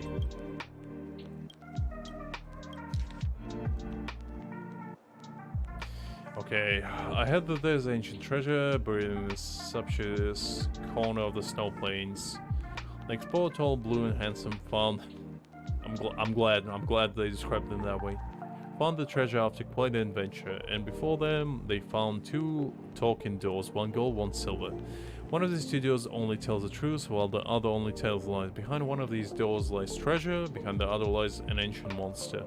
And on the treasure map advises the 2 doors will only answer 1 question. The quick-witted, okay, gives us some thought before asking the silver door.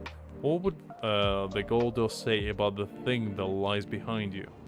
Pseudo answers, it would say there is a treasure behind me. Okay, which door should sample? Okay, so 1 tells lies and 1 tells the truth. The classic.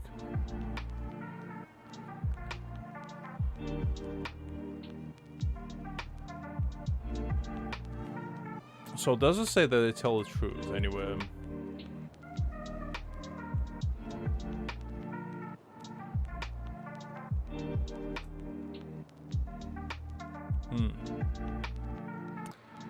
Well, that's a predicament, because it could be either way, really. Behind one of these doors lies a treasure, behind the other one lies an ancient monster. I mean, treasure is very, you know, up to interpretation. The monster could be the true treasure along the way. But let's see. What would the gold door says about the thing that lies behind you? Because it's a silver one.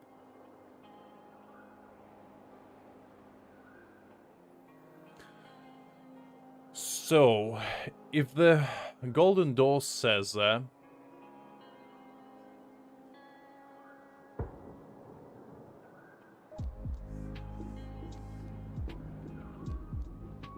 okay, I kind of understanding the question, but let me think. Let me go into my mind for a second and just, you know, do some calculus real quick.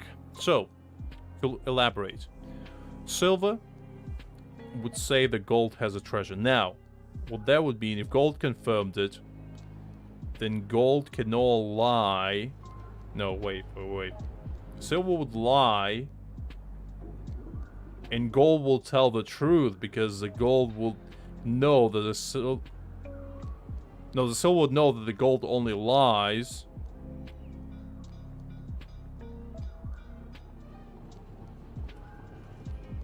So the treasure is behind the gold door, right? Is that alright? Because the question was... So he has a silver door. What would gold say? Gold a liar, right? So it would clearly lie about the other door having treasure.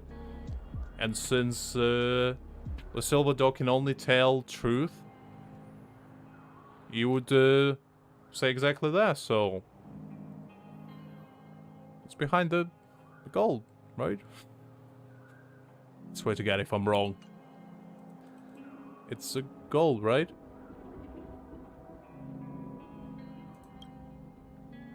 Okay, good. Jesus Christ, I thought I'm gonna embarrass myself here. Unbelievable, a simple riddle like that. You see. Giga Brain right here. Mega Brain has nothing on me. He wishes he had the prowess I do. Come around and have a look. I don't know why I overthunk it, because I immediately thought it would be the gold up. I was like, wait, but what if it's a trick question? You see, that's what AGG does to you. You doubt yourself. Even if something as simple as that, you're like, no, that's a trick. And there it goes. Okay, let's see.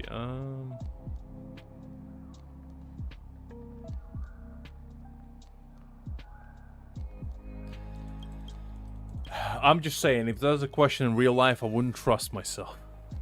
We'll be fighting the monster, that's all I'm saying right now. We would be knees deep fighting Cthulhu or something, you know? One of the Eldritch gods. Just right in our backyard, right now. That's all I'm saying. Okay, let's collect the spoils. I've got to even activate this thing. Alright, I need to dispatch the assignment thingies. And I think we probably will call it a day of this. The brain riddle drained all my remaining brain juices.